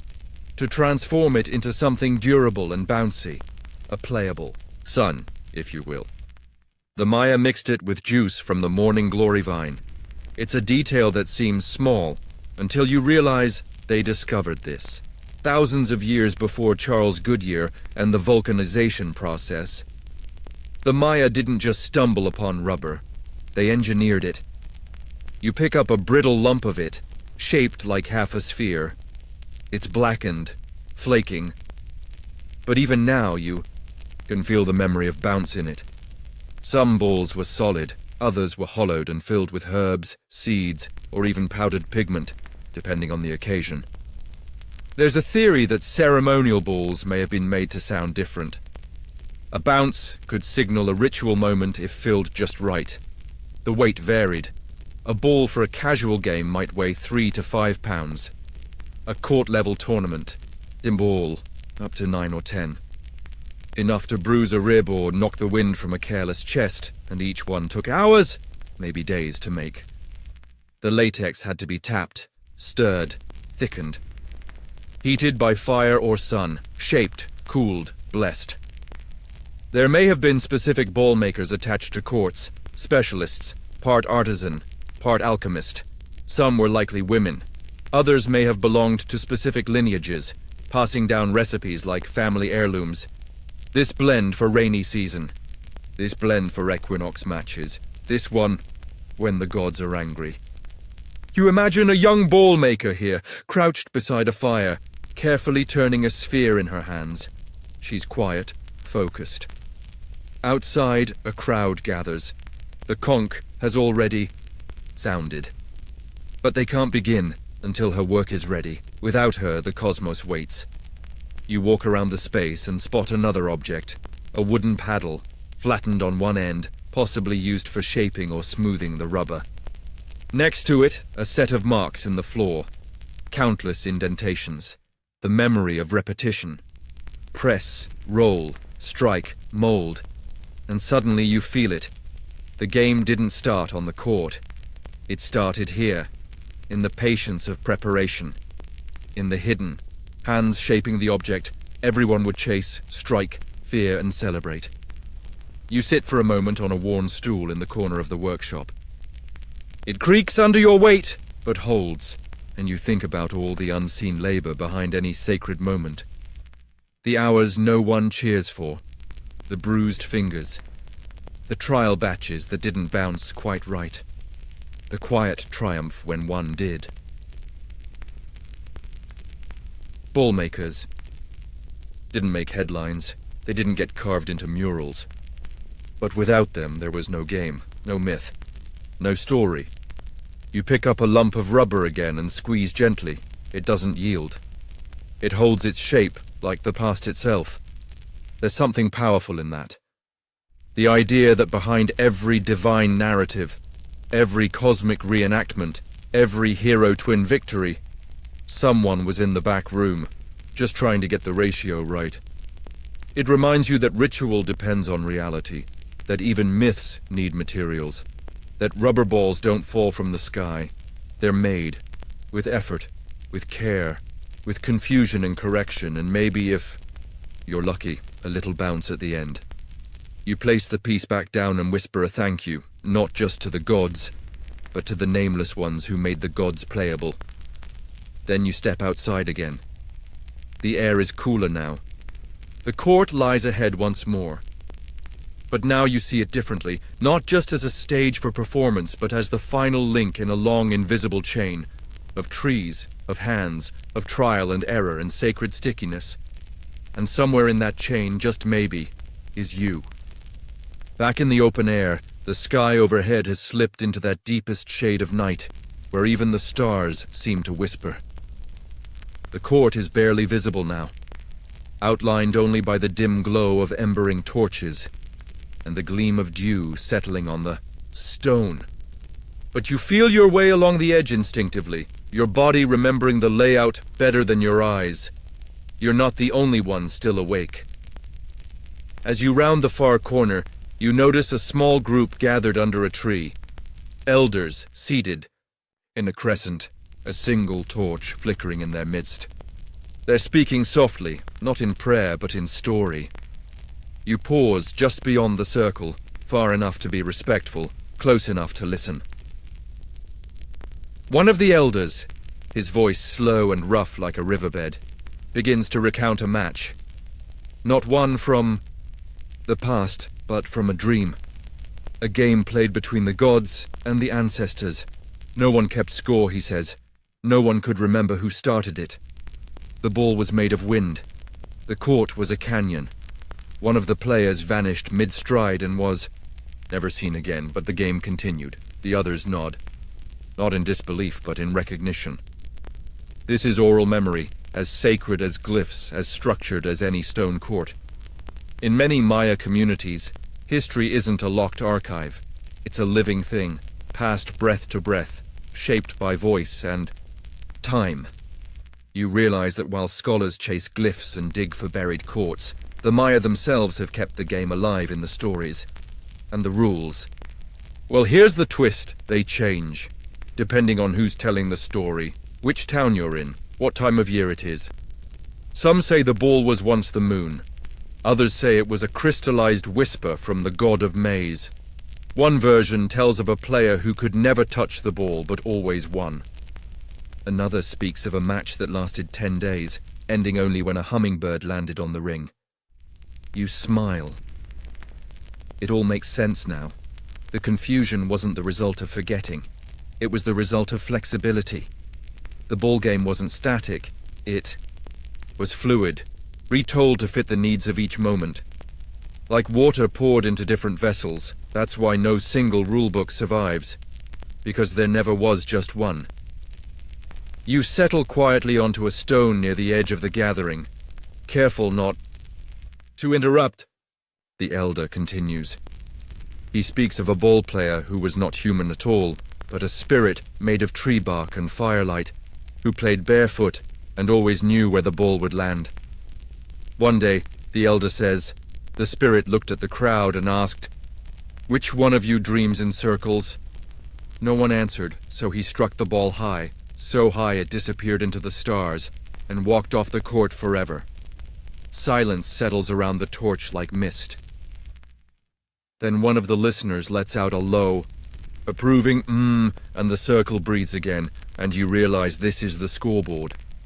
These stories, these exchanges, these fragments of memory traded like feathers or seeds, because in the absence of scores or trophies or certainty, the Maya found permanence in narration. The ball game lived on in the telling. It reminds you of something deeper, older than any court. Humans have always used story to hold meaning when meaning slips. The ball game, like life, didn't need to be tidy. It needed to be told. And in that telling, the rules could bend. Time could warp. A match from 800 years ago could merge with a dream from last Tuesday. A forgotten player could be reborn in the mouth of an elder with smoke on his tongue and memory in his spine. You look at the faces in the circle, wrinkled, intent, amused. No one is correcting. No one is fact-checking. They're listening with the kind of attention that makes a story real. The elder finishes. Another begins. This one speaks faster with hand gestures. A comedy, clearly. A game where the ball turned into a monkey, and a player accidentally married the wrong god. The circle laughs softly, their shoulders shaking. Even here, even in reverence, there is joy. There is room for play in the most sacred of games. You sit back against the tree trunk, the bark pressing gently into your spine, and watch the torch flicker lower. The stories swirl around you now like warm air, soothing, looping, unresolvable. And suddenly you feel the full weight of the title that brought you here. Why Mayan Ballgames always ended in confusion. Not because the Maya forgot how to play, but because the game refused to be pinned down. Because it shifted between cities, between eras, between gods and humans and dreamers who played barefoot in the stars. And the moment you try to define it, really define it, it bounces away, just like the ball. The torch at the center of the circle gutters out with a final sigh, leaving the courtyard steeped in moonlight and silence. No one moves for a moment. The elders simply sit in that easy, companionable quiet shared by people who have said what needs to be said and trust the rest to drift where it will. You take a breath and rise slowly, nodding your thanks, though no one turns to acknowledge you. They've already returned to their own thoughts, or perhaps they never left them. The path back to the court is darker now, but you know it by feel. Each stone step, each patch of moss, each worn corner where too many feet have pivoted mid-strike. And when you arrive once again at center court, you stop. This time, you lie down. Right there on the cold stone floor, back flat, arms out, staring up at the ring and the sky beyond. And something shifts. It's not just that you're grounded now, it's that the whole space rearranges around your new perspective. The walls rise higher, the ring becomes a portal, the sky stretches wider, and above you, the stars arrange themselves like spectators who've been waiting for this moment all night. You've gone from participant to offering. Because here's another thing the Maya believed. The court wasn't horizontal. It was vertical, a mirror of the universe. Lying here, you're no longer looking at a ceiling of stars. You're peering into the depths of cosmic order. Each constellation, each flicker of light isn't above you, it's within you. The ball court was thought to be the very center of the world, a place where all realms intersect. The axis mundi, the crossroads. And you're lying in the eye of that storm. No one ever says that part out loud, but you feel it in your bones. It explains so much, the layers, the confusion, the overlapping meanings. Because the Mayan ball game wasn't designed to be seen, it was designed to be entered. As body, as myth, as moment. From here, the ring looks impossibly far. You raise your arm and frame it with your hand like a child pretending to catch the moon. Then you close your fingers and pretend to drop the invisible ball into the sky. Swish, the game never ends. And now, from this prone position, you understand why so many Mayan murals show players falling, or kneeling, or rising mid-lunge. These weren't just action poses, they were thresholds, transitions, moments between realms. Falling could mean failing, or it could mean crossing over. There's a carving in Yaxchilan that shows a player mid-stumble, just after a ball has ricocheted off the wall. His expression isn't one of pain or frustration, but of wonder. His hand is outstretched towards something not carved, something only the viewer can imagine. Was it the gods? A lost ancestor? The realization that the match was more than motion?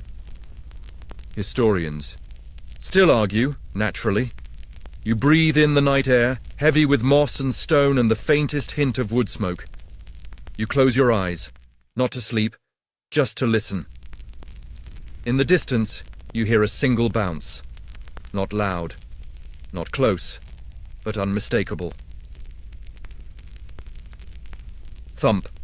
It echoes once, softly. You open your eyes again. No one's there, or maybe they are. Maybe the game continues somewhere beyond sight. On another court, in another story, in the next dream, because that's how it works here. The game never ends when the ball stops. It ends when you let go of needing the answer. Why Mayan ball games? Always ended in confusion because they weren't built for clarity. They were built for continuity, for cycle, for rhythm, for play. And just like that, you realize you've played the game yourself, tonight, without knowing. You followed the steps, the myth, the bounce. You leaned into the uncertainty. You chased the ball into the stars, and now you've landed here. Still. Quiet. Not a winner. Not a loser. Just awake. And maybe that's the most sacred ending of all. You sit up slowly, the chill of the stone clinging to your back like a final reminder of where you've been. Around you, the court is a hush of light and absence. No one is here. And yet, it doesn't feel empty. It feels held, like a room that remembers what it just witnessed, even after everyone leaves. You dust yourself off and take one last walk along the edge of the court, this time toward the outermost boundary. And as you do, you notice something, carved faintly into the base of the wall, nearly swallowed by time and rain. A line of glyphs. They're faint, worn down by centuries of footsteps and erosion, but one stands out. A symbol often translated is cool, meaning sacred, charged, infused with divine energy. It was sometimes used to describe temples, rivers, even words. And here it's used on a line, a barely visible chalk-like border once drawn across the court. You step over it, and just like that, you're outside the field again, back in the world of cause and effect, back where scores matter and outcomes are expected. But that line lingers in your mind, because that chalk, now gone, once marked the border between the mundane and the ritual. And you realize even stepping onto the court was a choice, an offering, a transformation. The players didn't just play, they crossed over, from life into performance, from identity into embodiment, from I into we, into story, into stars. And so did you. But it's not just the court that holds power. It's the crossing itself. The willingness to step forward even without knowing the rules. To move, to miss, to aim again. You keep walking along the perimeter and find another surprise. Etched into the wall behind some overgrowth, a series of small handprints. Faint, uneven, left in wet plaster, probably by players or builders, or maybe children watching from the sidelines. You press your palm gently to one of them. It's smaller than yours. Could be a kid.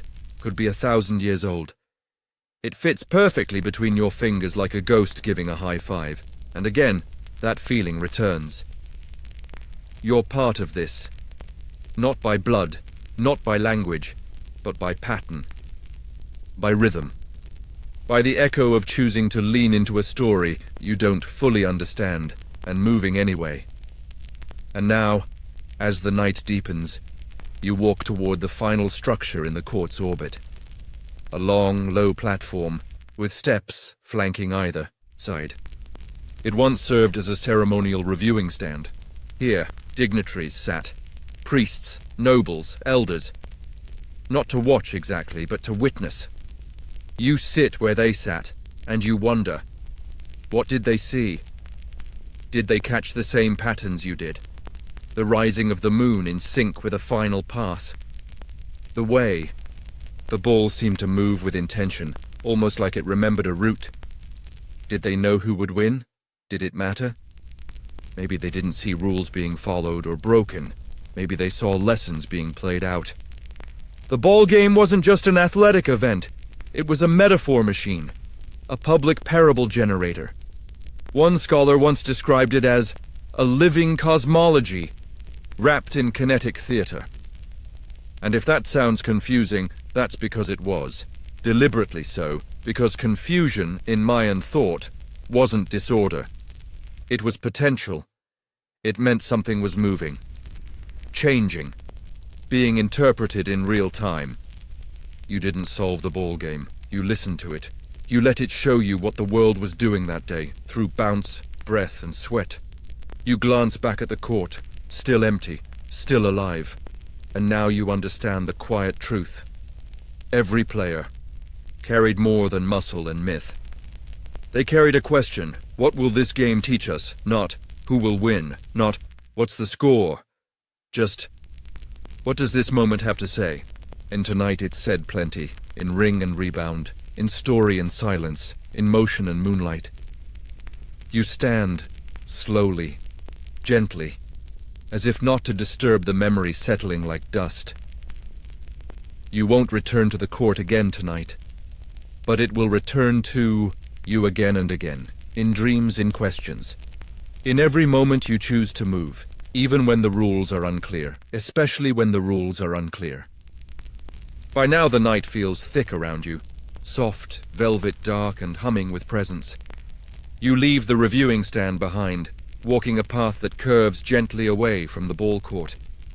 The sounds of insects and distant birdsong replace the pulse of story and echo. But something in you is still spinning, like a ball that hasn't touched the ground yet. Your feet take you to the far perimeter of the complex, where the edge of the jungle begins reclaiming space. And amid the tangled roots and moon-dappled leaves, you find a low wall, not grand, not ceremonial, more of practical. It marks the edge of something, and beyond it, a second court, much smaller, almost forgotten. Its floor is uneven, its walls half collapsed. One of the rings lies broken on the ground like a fallen halo. But the space is unmistakable. This was a community court, not for kings, not for ritual, sacrifice, just for people, locals, farmers, craftspeople, children, merchants. Whoever could make time between sunrise and storms. It would have hosted matches at dusk, friendly rivalries, maybe even weddings or arguments settled with a bounce, and it was no less sacred. You step across the threshold and feel it immediately. This court was made with care, not grandeur. Someone carried every stone, leveled the ground, smoothed the corners, laid it out with just enough reverence to make room for joy. Because even in a civilization so steeped in ritual and celestial alignment, there was still room for the everyday game. Not every match was about the gods. Some were about each other. You imagine a match unfolding here on a festival day. Someone brings food, another plays a drum. Kids chase the ball out of bounds and laugh themselves breathless.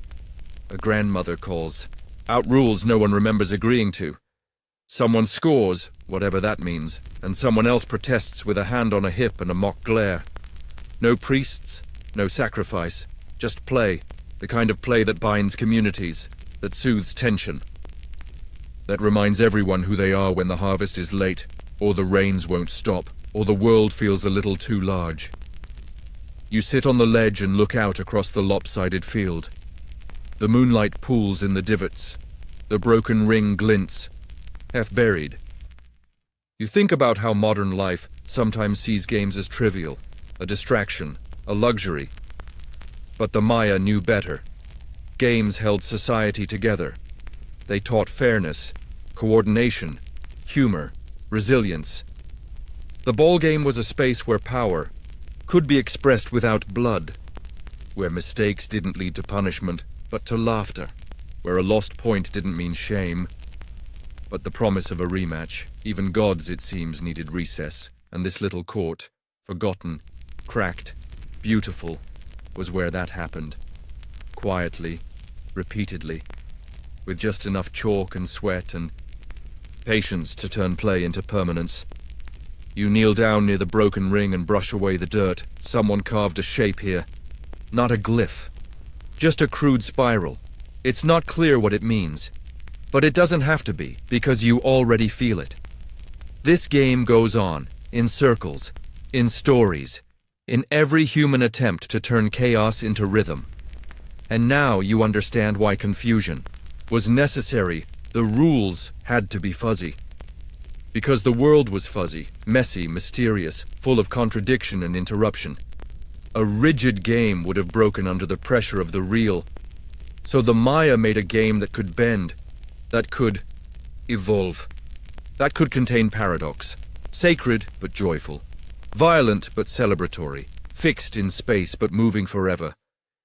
You stand once more, gazing across the court, and whisper to the jungle, to the ring, to the invisible players. Next point wins. Then you turn and walk away, slow, smiling, knowing that someone else will come here someday, and the ball will bounce again. You retrace your steps slowly, leaving the small court behind, but its energy clings to you like the earthy scent of clay after rain. You feel it in your gait now, the rhythm of players long gone, of stories still looping, of games still echoing, beneath the leaves. As you reach the main plaza again, your eye catches on something you hadn't noticed before. It's off to the side, barely visible through a thicket of brush. A small archway carved directly into a hillside. Curiosity, now your most trusted guide, leads you forward. The arch opens into a narrow passage, sloped downward, half swallowed by moss and shadow. The air shifts as you enter, cooler, more still. The sound of the outside world fades, replaced by the close hush of stone and the soft trickle of subterranean water. And then you realize, this is an underworld tunnel. The Maya called it Xibalba, the road to the place of fear. Not always literal, not always metaphorical, but always liminal, a space between. Some ball courts, especially those connected to major temples, were built with passages like this, not for escape, but for journeying, spiritual descent, a physical mimicry of the hero twins' mythic plunge into the underworld. And now, so are you. The passage winds gently, never quite straight, as if deliberately disorienting. You run your hand along the damp wall, tracing grooves that feel more like finger-worn paths than construction marks. Others have walked this, players, priests, pilgrims, and perhaps none of them knew what they were walking toward. After what feels like both 5 minutes and 5 centuries, the passage opens into a small chamber, a subterranean shrine. The air is thicker here, heavy with moisture, old incense and memory. In the center sits a bowl, not rubber, stone, impossibly round, resting on a pedestal etched with swirling glyphs. You circle it slowly, and with each step, you feel a subtle pull, like it wants you. To understand something it refuses to say outright. This isn't a real game ball. It would be far too heavy. It's symbolic, a cosmic placeholder, an idea made tangible. In some regions, stone balls were used as offerings, placed in ceremonial spaces as anchors of power. Their perfect shape a nod to the cycle, the loop, the non-ending of the ball game. The glyphs carved around the pedestal are faded, but one remains clear, the day they asked the ball to choose. You pause. That sentence, it's a riddle, or a proverb, or a punchline you're not in on, but it makes sense somehow, because in all this confusion, of rules, of outcomes, of gods and goals, you've never once asked what the ball wants. If it's a symbol of the sun, it wants to rise. If it's the heart of a sacrificed player, it wants to return to the sky. If it's a joke, it wants to bounce. You crouch beside the pedestal and place your hand gently against the stone. It's cool, solid, unyielding, but you swear you can feel motion inside it. Not literal vibration, but the memory of kinetic purpose. The thing it was shaped for. The bounce it never got, and you realize the ball isn't confused. It knows exactly what it's doing. We're the ones who get tangled, trying to force meaning where mystery belongs. Trying to tally points where there's only motion. Trying to win when maybe the real goal was just to move with grace and not stop. You sit on the chamber floor and let the silence settle. This is the part of the court that was never seen. Not by crowds, not by opponents, Just by the players who stepped into the myth so fully, they had to be reminded. It's okay not to understand. You don't need the whole story. You just need to carry the ball forward.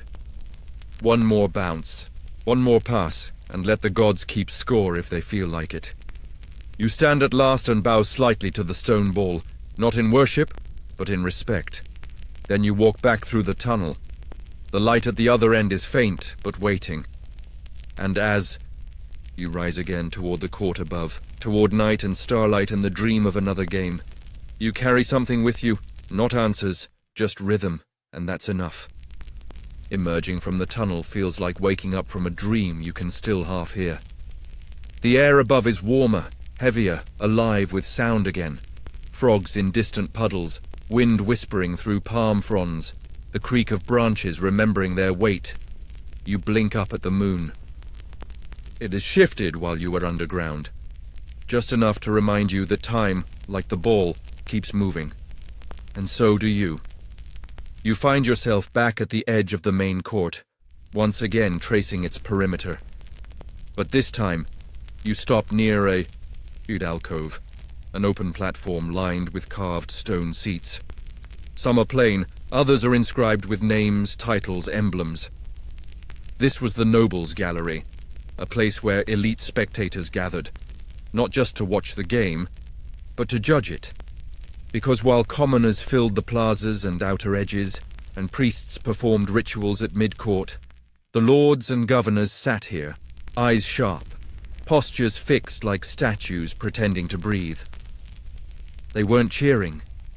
They weren't chanting, they were calculating. You sit in one of the stone seats just to see what it feels like. The view is good, elevated, centered, symmetrical. You can see both ends of the court. You imagine what it must have been like, sitting here during a high-stakes match between rival cities. But what were they really watching? Not the bounce, not the ball, but meaning. In the Maya world, the court was more than a sports field. It was a political stage. A public match wasn't just about two teams. It was about the power that stood behind them, dynasties, alliances, legitimacy. You can read it in the inscriptions. Lord Shield Jaguar plays for the East, Lord Flint Sky for the West. The outcome of the game could ripple through marriages, trade agreements, peace treaties. Sometimes kings played themselves, not for fun, but to demonstrate cosmic authority. Their bodies became performance art, reenacting myth, asserting lineage. Some even claimed descent from the hero twins, every pass, every strike, a symbolic echo of that origin story. And what's fascinating is that losing didn't always mean shame. In fact, in some interpretations, the loser was elevated, especially if sacrifice followed. The logic was inverted. The defeated wasn't weak, but chosen, worthy, ascending. And yet, there's scholarly debate. Of course there is. Some glyphs seem to mock the losing side. Others treat them reverently. Still others are so cryptic they could mean both at once. Confusion again. But now you see it not as a bug in the system. It's the system's poetry. Maya narratives weren't written in straight lines. They spiraled. They folded in on themselves. A ruler could be both victor and victim. A player could lose the game and win divine favor. A noble could watch the court and still not see the full story, and maybe that's why they sat so still. You look again at the seat next to yours. Its surface is smoother than the others. Worn by time, yes, but maybe also by the same body sitting in it again and again. A particular lord, a queen, an elder advisor who never missed a match.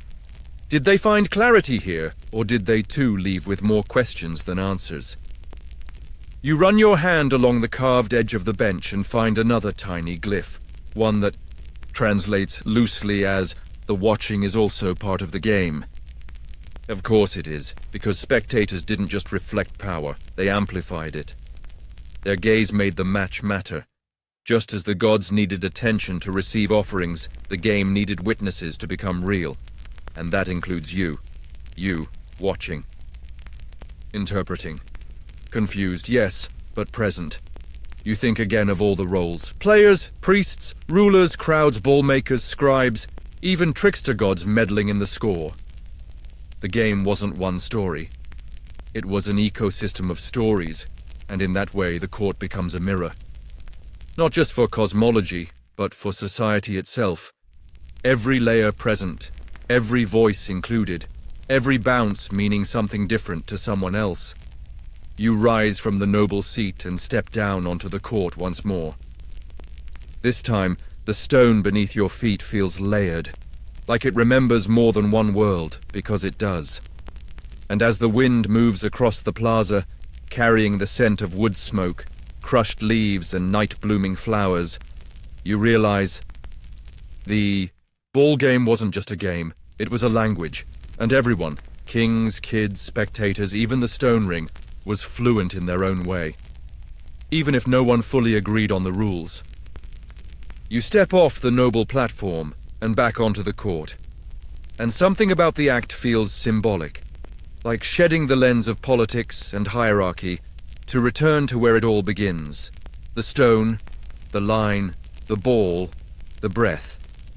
And now, your feet carry you instinctively to the center of the court. Not mid-length, but mid-everything. The geometric and symbolic heart. You've walked around this spot so many times, skirted its edges, studied its echoes, but you haven't yet stood in it. Until now. The floor here is flatter, polished by centuries of footsteps, offerings, collisions. This was where the game restarted, where priests began rituals, where myth met matter, where motion was born. And here the quiet feels different. Not emptier, fuller. As though the stories are thicker here, pooled like dew in a leaf. You take a breath and remember, this is the Axis Mundi, the center of the Maya universe. The point where the heavens, the underworld, and the human world align. The place where the hero twins entered and exited death. The crossroads between what is seen and what is sensed. It's just a slab of stone. But it's also everything. Some courts had a stone marker here. Others had embedded carvings or fire, pits. But even when unmarked, players knew this was the spot, the place of convergence. And every game started from here. It makes sense now why the court was so sacred, not just for ceremony, but as cosmic design. The layout wasn't accidental. The long, narrow alley framed by towering walls wasn't for audience convenience. It was symbolic geometry.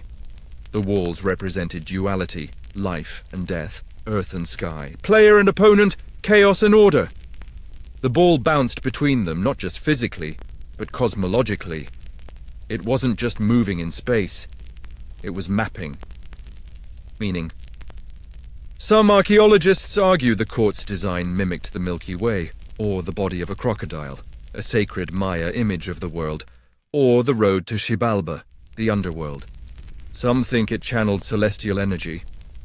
Others say the court was the underworld, temporarily accessed through movement. Historians still argue, naturally, but you're not arguing. You're standing in the middle of it, and you feel it. You close your eyes and let your senses open. The stone beneath your feet, the air against your arms, the distant rustle of leaves. The echo of some forgotten ball hitting the wall just once, then silence. You stay there, breathing. Because more than anything else, the ball game was about breath. That was the invisible rhythm behind it all. Every movement, every ritual, every story told around a torch, all tied to breath. The Maya believed breath carried ku, the sacred essence. When a player exhaled, they weren't just catching air, they were releasing spirit, and that makes this space, the middle of the court, not just a stage for action, but a place for offering. Every jump, every miss, every fall, every rebound, a breath, a gift. Not to be perfect, just to participate. You think of all the players who stood here before you. Some knowing the myths, others just wanting to win, some perhaps terrified, others laughing. All of them centered for one moment in this same place with this same question in their chests. Am I ready? There's no answer, of course. The ball game didn't deal in answers. It dealt in movement. You take one last breath here at the center and open your eyes. The ring is still high above, the torches are gone, but the stars remain, and you know. If a ball were placed in front of you right now, you'd move. Not to win, not to understand, just to begin again. Because that's what the center is for. It's where you stop, and it's where you start. You step away from the center of the court, slower now, like each footfall is tugged back by something invisible. An echo, maybe, or a memory not yours. You're not just leaving a physical space. You're leaving a pulse. But as you drift toward the court's far end, something catches your eye, scratches along the lower walls. Shallow, deliberate. Hundreds of them. You crouch to look closer. They're not decorative glyphs or majestic carvings like you've seen on stelae or temple friezes. These are messy, repetitive, as though someone stood here again and again, drawing the same symbol or name or maybe even tally. Scorekeeping? Maybe. Or maybe they're prayers, wagers, inside jokes. One cluster of markings forms a repeated glyph for cat, meaning both net and entanglement. Another repeats the number 7, again and again. 7 was the number of the underworld, lords. 7 was also the number of the days it took the hero twins to return. You can't tell if someone scratched these before a game or after. But it feels important, in a quiet, stubborn way. Like this was someone's ritual, their way of making sense of the confusion, or marking their place in it. And it hits you. We've always needed rituals before stepping into chaos. Stretching, chanting, tying shoes a certain way, scribbling on the wall. Whatever helps you believe, you're ready. The Maya understood this deeply. Before major matches, players underwent purification, fasting, abstaining, bathing in sacred springs. Priests performed divinations, burned copal incense, and painted the player's skin with symbolic colors. Red for vitality, black for death, white for breath. The game didn't start with the first bounce. It started with preparation. And you? You're part of that now. You haven't thrown a ball or worn a belt, but you've walked the court. You've felt the weight of myth in your chest. You've seen the scratch marks. You've breathed the air where gods were once thought to linger. You've warmed up, and like every player, you've probably wondered, what if I mess up? Historians still debate how mistakes were handled. Some think penalties were ritualized, symbolic acts of apology or payment. Others believe a missed pass might carry spiritual consequences, especially in sacred matches. And then there's the theory that mistakes were the point, offering chaos its turn. After all, the gods weren't flawless either. The hero twins, for all their brilliance, failed repeatedly. They were tricked, drowned, dismembered, reassembled. Their journey was messy, and still they won, or at least, they finished. You stand again and look at the court, not as an arena now, but as a map of acceptance. A place where confusion isn't just allowed, it's expected. Where the bounce of a ball can mean loss, gain, death, life sacrifice, or just a really good play. You smile to yourself, because you're beginning to get it. The point wasn't clarity, the point was motion through mystery, and everyone, player, priest, noble, ball, was just trying to stay in rhythm. Just trying to honor the breath. Just trying to move with grace until the gods called time. You place your hand over one of the scratched glyphs, press gently, and whisper something you don't even fully understand. It feels right. Then you stand. Look around one last, and walk toward the edge of the court, where jungle meets stone, where night waits to reclaim the plaza. The ball game is over, but it never really ends. Because somewhere, even now, someone is bouncing a ball against a wall. Somewhere, someone's making up rules and forgetting them. Somewhere, two kids are arguing over who gets to be the sun, and that's enough. The rhythm continues. Even when we don't, you leave the court behind. Though really, it doesn't leave you. Not entirely. It lingers in the soles of your feet, the rhythm of your thoughts, the way your eyes now trace the path of the stars as if they too might be keeping score. The bee, trail back toward the temple complex, winds softly uphill. The jungle presses closer again, as if it's trying to overhear what you've just learned. Soon, you arrive at a small platform, tucked beneath a leaning ceiba tree. A low altar sits at its center, stone, weathered, unassuming. You wouldn't notice it unless you knew to look. But this wasn't just any altar. This was a dedication shrine, a place where the game wasn't played, but where it was blessed. Before, the court was built. Before the first ball was ever carved, the Maya consecrated the ground with ritual. They buried offerings here, obsidian blades, shell ornaments, even human bones, intended to feed the gods of the underworld and make the court safe for play. In other words, they made a deal.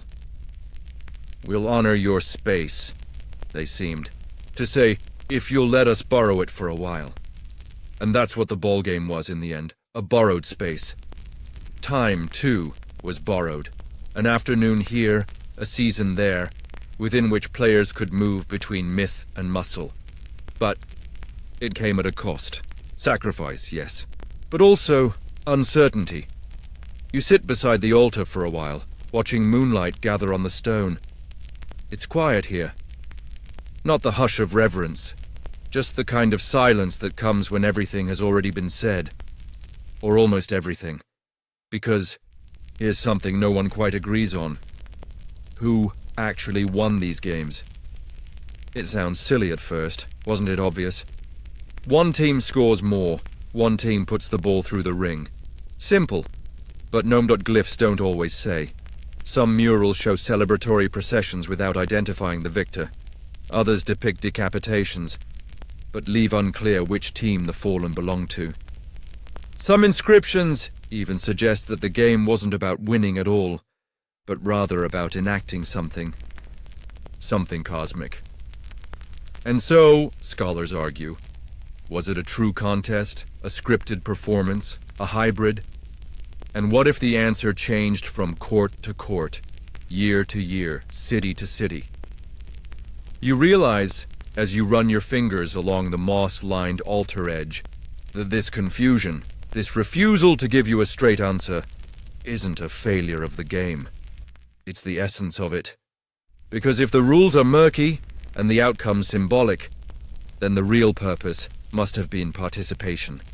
Showing up, moving with purpose, breathing when it's hard, standing in the middle and still choosing to play.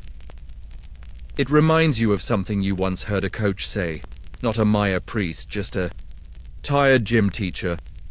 You don't have to win, you just have to be in it. Maybe that's older wisdom than he realized. From your seat at the edge of the shrine, you watch the jungle gently reclaim the court below. You imagine vines curling slowly down the goal rings, birds nesting in the corners, the gods watching from their cloud bleachers, amused, patient. They don't need us to understand. They just need us to play. And suddenly, that feels okay. You rise from the altar, the last of the dew catching on your skin, and make your way back, down the slope. Past the scratch marks, past the center line, past the memories and mismatched theories. The game may have ended in confusion, but you end it with peace. By now the stars are thick above you, glittering not like decorations but like watchers, silent and ancient, patient with our need to name and number things. You tilt your head and wonder what constellations the Maya saw here, what stories they wove between stars. Because while the ball game might have unfolded on stone courts, Its playbook was celestial. The Maya were master astronomers. They tracked Venus cycles, solar eclipses, equinox alignments. They built observatories shaped like snail shells and temples that swallowed sunlight at precise angles. But more than that, they believed the movements of the sky weren't just reflected on Earth, they were intertwined with it. And the ball game? It was their planetarium in motion. You stroll past the remnants of an old stairway, half swallowed by vines, and remember how some courts were aligned exactly to celestial events. The court at Chichen Itza, for example, was built so that the ball court's axis matched the path of the setting sun on the spring and autumn equinox. That means when players stood at center court on those days, their shadows vanished, just as the sun did. That wasn't an accident, that was a cosmic echo. Some scholars think the ball game dramatized the battle between Venus and the sun, Venus being the morning and evening star associated with war and resurrection. Others propose that each bounce of the ball mirrored the passage of stars across the sky. Historians still argue, naturally. But the theory that sticks with you is this. Each match was a story in orbit. Players weren't just athletes. They were planets in motion. Their arcs, their collisions, their near misses and last-minute saves, they mimicked the unpredictable grace of the cosmos. The court was Earth, the rings were stars, and the ball, the wandering thing between us and the divine. That's why outcomes didn't always make sense. That's why rules bent. Because the game wasn't about who won. It was about reflecting the chaos and beauty of the universe. And it gave people something precious. A way to make the cosmos personal.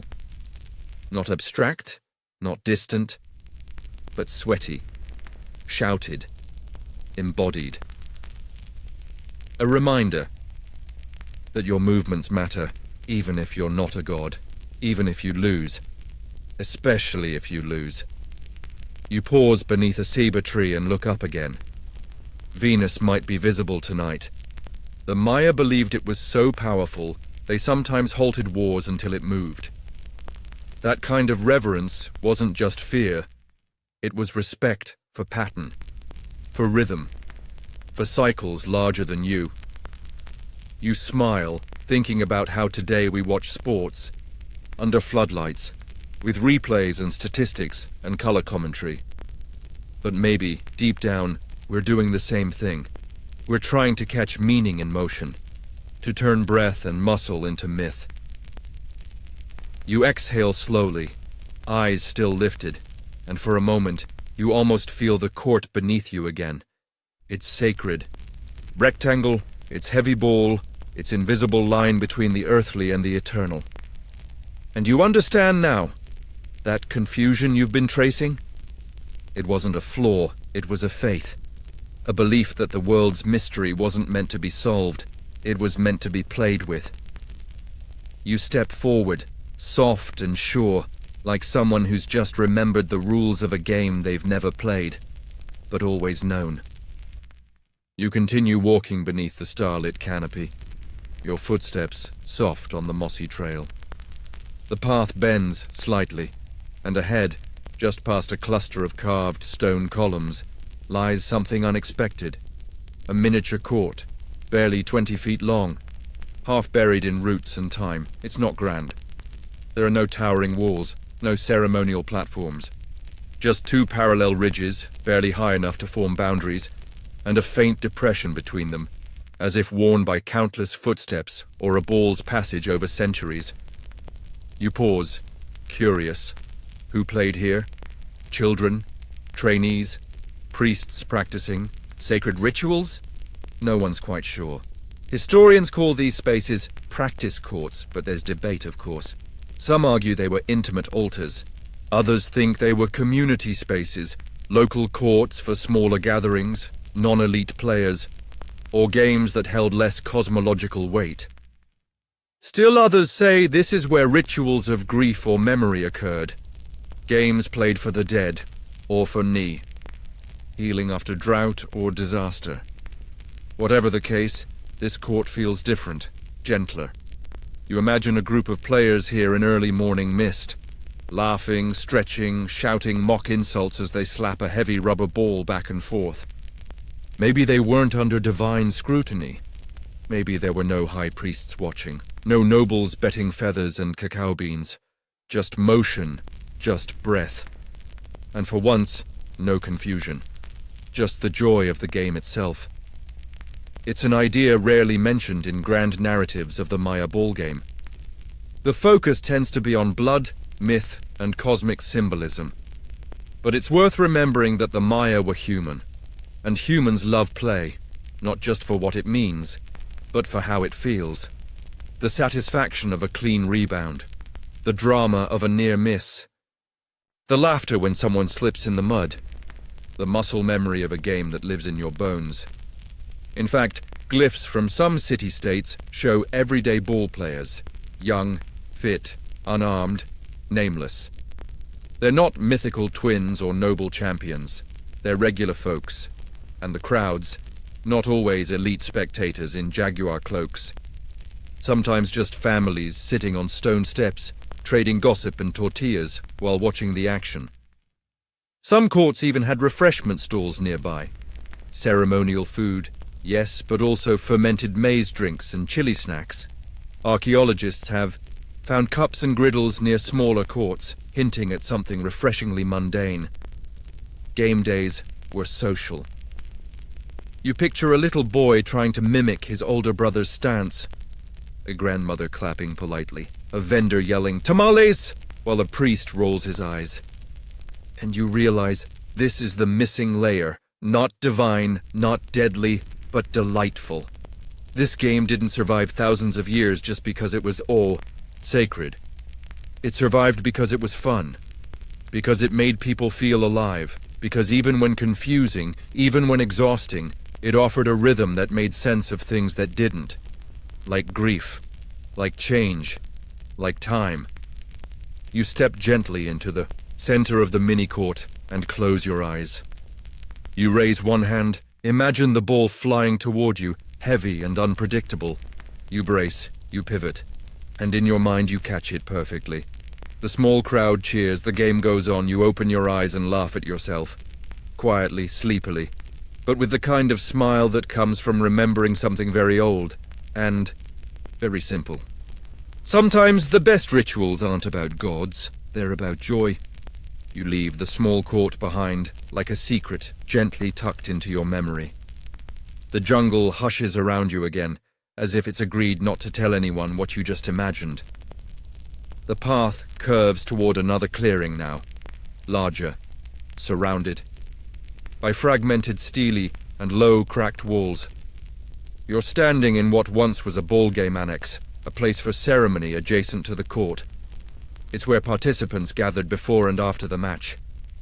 And it's here that the weight of what came next was often decided.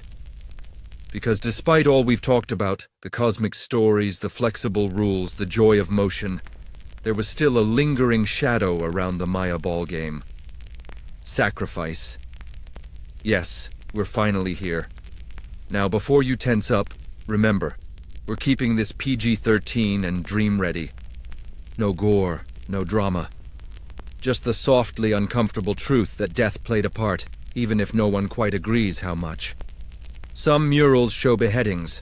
Others depict victorious teams carrying torches while their opponents kneel, heads bowed.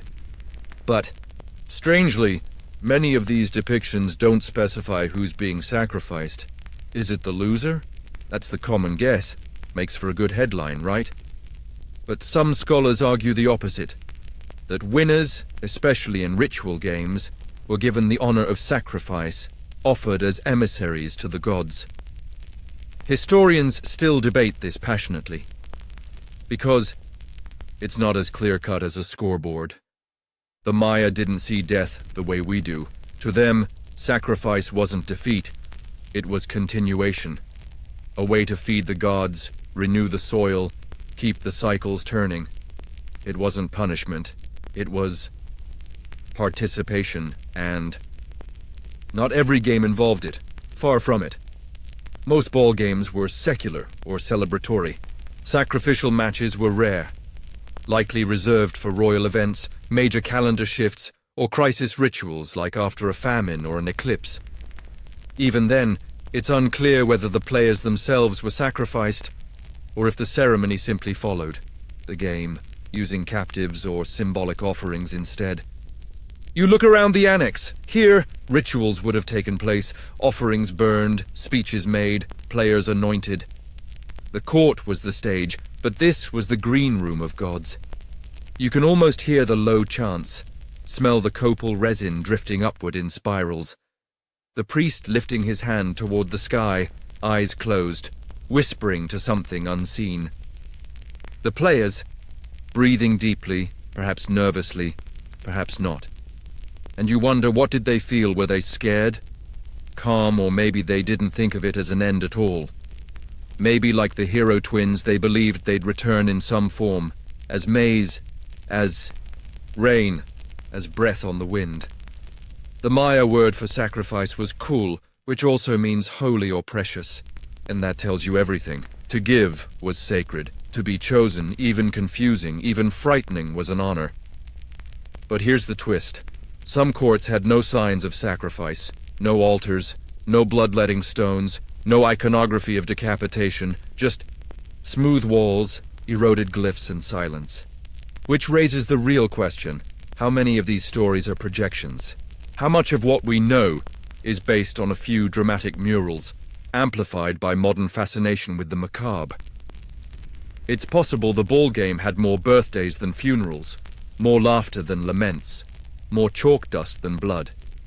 You sit on a stone ledge and let the night settle around you. You think about all the ways we misunderstand things when we look only for drama, for spectacle, and you realize that in its long, confusing, beautiful life, the Maya ball game was never about just one thing. It was contradiction made motion, sacred and silly, celebratory and solemn, fatal and freeing. It was a way to touch the unknown and come back changed, or not come back at all, and either way, it was worth playing. You rise from the annex slowly, like someone who's just stepped out of a dream inside a dream. The jungle is quieter now, less a soundscape, more a blanket.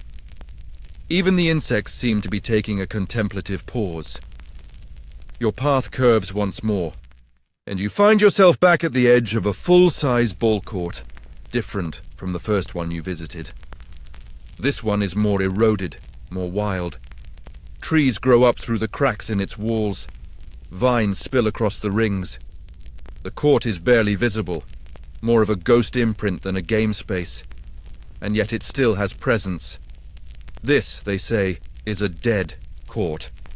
Not just abandoned, but intentionally retired. That's right, some courts were ceremonially closed when they were no longer in use. Not dismantled, not demolished, but put to rest. Offerings were placed inside the court drains. Entrances were sealed. Rituals were performed, like folding a flag, like closing a book. You kneel at the court's threshold. The air here is heavier, but not unpleasant. Just aged. You get the sense you're not supposed to enter exactly, but rather to acknowledge. Dead courts weren't failures. They were chapters completed. Some were buried and built over with new temples. Others were left to decay, quietly absorbed by the jungle like forgotten melodies, and the reasons varied. Sometimes it was political, a change in leadership, a city falling out of favor. Sometimes it was cosmological, an unlucky calendar cycle, or the need to reset time by moving the game elsewhere. Historians still debate whether every court had an expiration date, or only those used for sacred functions. But there's something beautiful in the idea that even architecture could be retired with dignity. You brush your hand along the edge of a crumbling wall, and wonder if this court once echoed with the same confusing glory you've been chasing through this whole story. Were there controversial calls, disputed scores, or a game so epic that the people decided nothing better could follow it? You picture the final match here. Dusk, torches flaring, crowd humming. One team pushing hard, the other defending. A last-minute rebound, a disputed ring shot. The crowd gasps, the priest nods, and just like that it ends. The court's story, complete. And maybe, just maybe, the city lets it be. No more matches, no repaving, no renovations, just silence, vines, and memory. In some ways, this dead court tells you more about the Maya than the flashy murals or the noisy glyphs, because it shows that even closure could be sacred, even confusion had a resting place. Even the loudest games eventually end in hush. You sit for a while longer, letting the silence wash over you like mist. Then you rise. Not because you want to, but because you know this moment isn't yours to keep. It belongs to the court, to the players who came before, to the gods who may or may not have kept score.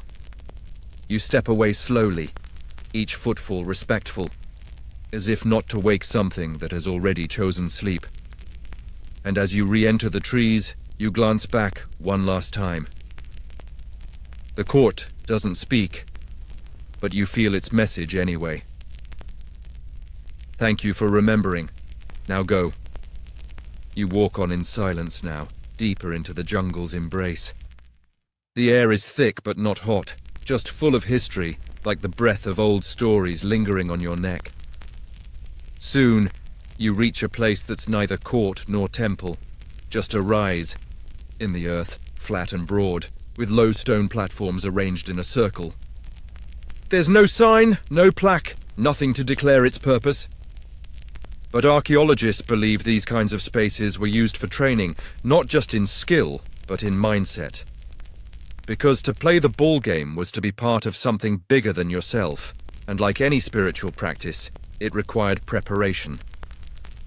Picture it: young players here at dawn, stretching, sweating, learning not only how to pivot and strike, but how to carry themselves with reverence. Elders watching from the shade, correcting their posture. Priests murmuring phrases from the Popol Vuh. Maybe even a few jokes thrown in when someone tripped over their own feet. It wasn't boot camp. It was more like a monastery with bounce drills. Historians still argue whether training was reserved for elites or open to commoners in certain cities. Some say only noble boys could access formal coaching.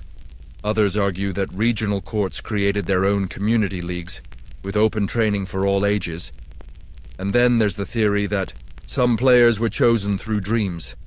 That's right. Elders or priests claimed visions in which certain youths were identified by the gods.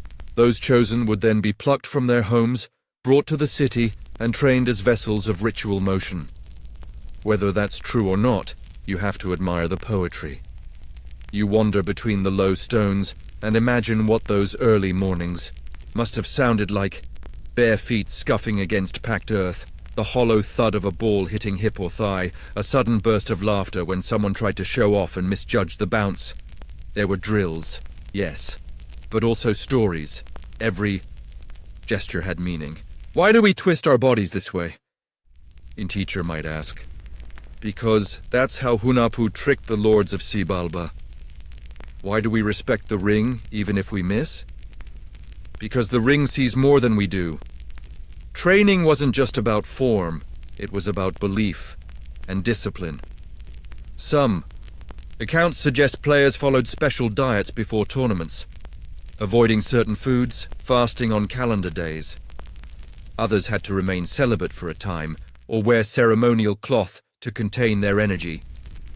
And some were taught to never smile on court, not because it was forbidden, but because joy had to be saved for the moment of the shot, when the Sai, gods were most likely watching. You sit on one of the training stones, brush a leaf off its surface, and wonder what it would have been like to be chosen. To be told, you're not just playing, you're preserving the world. No pressure, right? But then again, maybe that's how we all live, bouncing between invisible boundaries, trying to keep the rhythm, hoping someone out there is watching and nodding with quiet approval. You rise again and take one last look around. The jungle has softened the stones. but the shape remains. A practice ground, a sacred gym. And perhaps a reminder that behind every glorious match was 100 quiet mornings like this. Sweat, dust, repetition, and the slow, steady transformation of a person into a player into a myth. The forest hums softly as you drift away from the training circle, the trees forming tall, whispering walls around you. Moonlight filters through the canopy in pale ribbons, and your footsteps land like thoughts, light, careful, almost floating. You move. You begin to notice something peculiar. Scattered along the path, embedded in stones or carved faintly into tree trunks, are symbols. Not grand, not towering, small, tidy, quiet glyphs. You've seen them before in textbooks, Maya script, that famously complex writing system made of stylized pictures and abstract marks. But out here they feel more alive, or maybe more patient. You pause at one, barely visible, worn by time and moss. It looks like a stylized ball hovering above what could be a ring or a sun. You smile. Someone, centuries ago, carved a memory into this stone. And here's the twist. We still can't read all of them. Despite decades of scholarly effort, about 30–40% of known Maya glyphs remain undeciphered. That means we're telling these stories, half-blind, guessing at rules, rituals, and realities through context and comparison. Historians still argue whether some ball game glyphs refer to physical actions, player titles, or cosmological metaphors. One symbol might mean serve the ball, another might mean divine rotation, and another might just be a pun. Because yes, Maya writing loved wordplay. A glyph for sun might also mean east. One for lord might double as ball player, depending on its orientation, or what symbol sits beside it. There's even evidence that scribes embedded jokes into their inscriptions. Inside jokes, puns involving rival cities. A few cheeky references to gods who apparently had terrible bull game records. So while we often treat the glyphs with scholarly solemnity, it's worth imagining a few scribes giggling into their ink pots. You? Picture one now, elbow deep in red ochre, muttering, "Let's see if anyone in Palanque figures this one out." And you realize even the confusion itself is part of the story. You keep walking and notice how the glyphs change as you approach a ruined building. This one had to have been important. Maybe a scribe's house, maybe a council chamber, maybe a scoreboard of sorts. You step inside, ducking under a leaning lintel, and find a wall still bearing several carved panels. One of them clearly shows a ball game scene. 2 players mid-motion, arms flung out, ball mid-air. But the text beside it spirals. Literally spirals in a decorative loop that scholars call rebus storytelling, meaning the shape of the glyphs matters as much as the sound. And here's where things get really fun. Some researchers believe certain court inscriptions were meant to confuse, that they were puzzles, not for modern minds, but for Maya spectators. Think of it like a poetic scoreboard. You'd have to decode the phrase to figure out who really won, or who was about to be sacrificed, or which god was being honored. It wasn't just a record.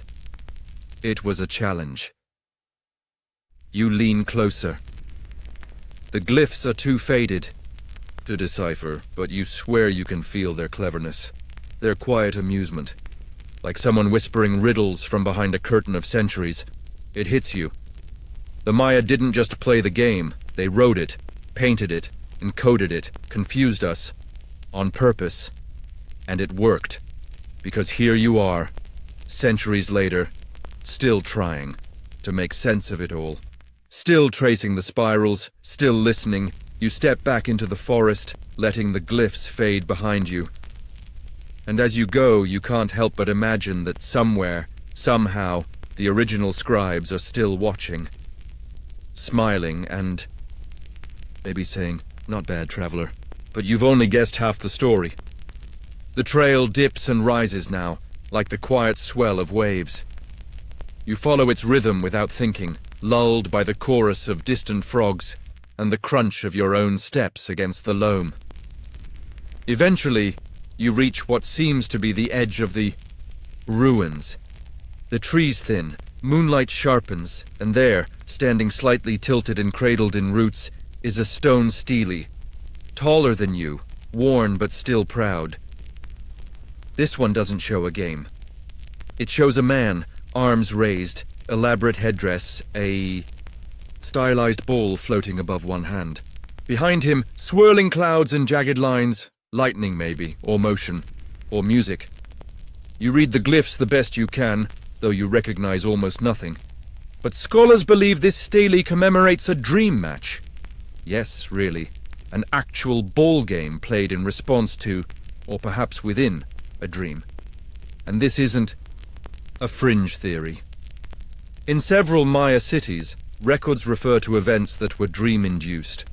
A priest saw something during a night ceremony. A noble had a visitation. A god whispered a command during a moon eclipse, and in response, a ritual ball game was scheduled. Not just to entertain, but to reenact the dream in front of witnesses. Historians still debate what counted as an authentic dream game. Was it metaphorical? Were the outcomes predetermined? Or did the dream only set the stage, while the actual game still unfolded freely? No one agrees. But what's clear is this: the unseen world mattered as much as the visible one.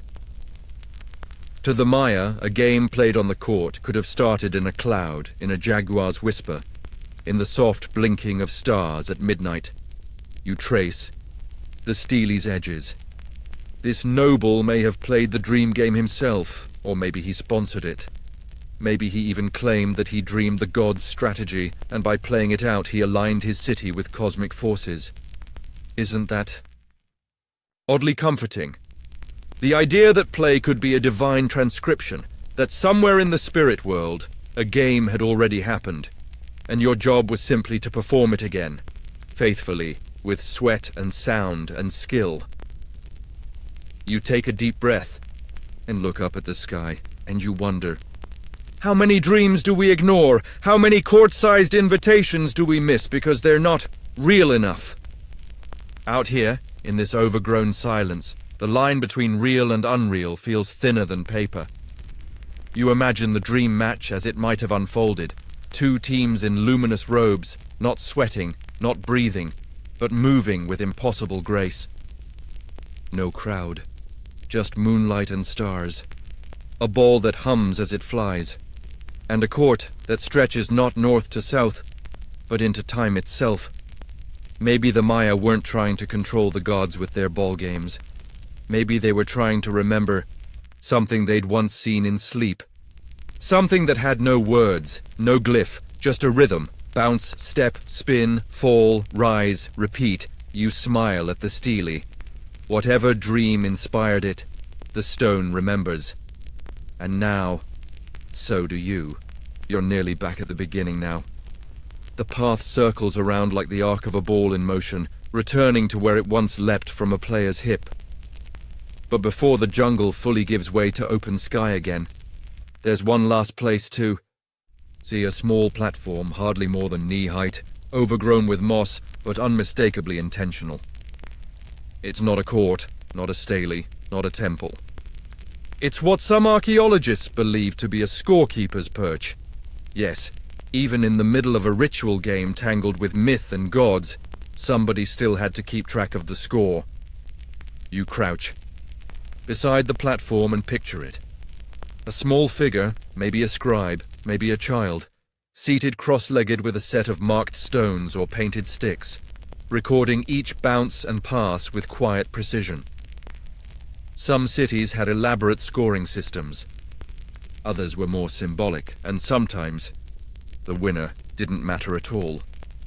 Historians still argue whether the Maya ball game had universal rules, or whether each city played by its own code. Some evidence suggests there were point systems, goals scored when the ball passed markers or hit certain parts of the wall. Other accounts imply that the game's ritual success was more important than the scoreboard. And occasionally, games ended in a deliberate draw. Not because no one won, but because both teams achieved what they were meant to spiritually.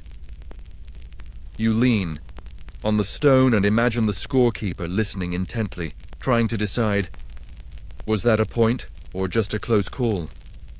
Does that ring shot count or did it brush the rim? And here's the kicker. Some murals show multiple games happening at once, as if time didn't need to be linear or even consistent. Imagine trying to score that. Still, someone tried. Someone always tries. You smile. It's the most human part of the whole thing. You picture the scorekeeper muttering, "Okay, that's one for Team Jaguar," and, "Wait, what even was that move? Is that legal?" A kid leans over the platform, excited to help, but only makes things more confusing. Was that a dream goal or a real one? Shh, just write it down. We'll check with the priest later. You sit for a moment, still and smiling. Even in the most sacred spaces, there's always a bit of beautiful logistical chaos. The ball game might be a metaphor for celestial balance, but someone still had to carry the ball. Someone still had to decide if a rebound counted. Someone still had to hand the winner a feathered headdress and say, "Well played." And maybe that's why the ball game endures. Not just in ruins and glyphs, but in spirit. Because it wasn't perfect. It was glorious, sacred, sweaty, confusing, unfair, triumphant, tragic, and often undecipherable. Like life. You look at the platform one last time and then step away. No final score is carved into stone, no trophy remains. Just the hush of trees and the ghost of the scoreboard keeper, still calculating in the silence. You take the final path now, gentle, winding, softened by centuries of footsteps and rain. The forest around you no longer looms. It simply waits, like an old friend who knows your pace by heart. The great ball court is behind you. The stele, the glyphs, the training stones, the echo of rubber on stone, they've all faded into the leaves. All that remains is the hush between crickets, the sway of trees, and the thought that something sacred once danced in these clearings. As you walk, you pass one last carving. A modest one, barely visible, nestled at the base of a tree. It's not a warrior, not a god, not a scribe. It's just a player, kneeling, arms relaxed, eyes closed, and underneath it, a glyph for rest. Historians aren't sure what it means. Maybe a player who retired in peace, maybe someone honored for sportsmanship, maybe a reminder that games aren't forever, and neither is exhaustion. You pause, let your hand brush the bark beside the carving, and take a breath. This was never about winners and losers. Not really. It was about rhythm, about faith, about stepping into a circle and moving like the world depended on it, even if the rules were confusing, even if no one could quite agree on how to keep score, because somewhere in the middle of the bounce, and sweat and shouts, a kind of clarity appeared, fleeting, sacred and real. And then it was gone. That's what makes the game worth remembering, and now you carry it too. Not as a scholar, or a priest, or a player, but as someone who walked the courts, listened to the glyphs, and sat with the sacred confusion long enough to see that not everything needs to be solved. Some things are meant to be felt. So you step back into the world, ball-less, but not empty-handed. And somewhere, maybe in dream space, maybe under stars, a game is still going, waiting for you to pick up the rhythm again. And now, as the last echoes of rubber on stone fade into the trees, you let yourself slow. Let the breath ease in your chest. Let your shoulders sink.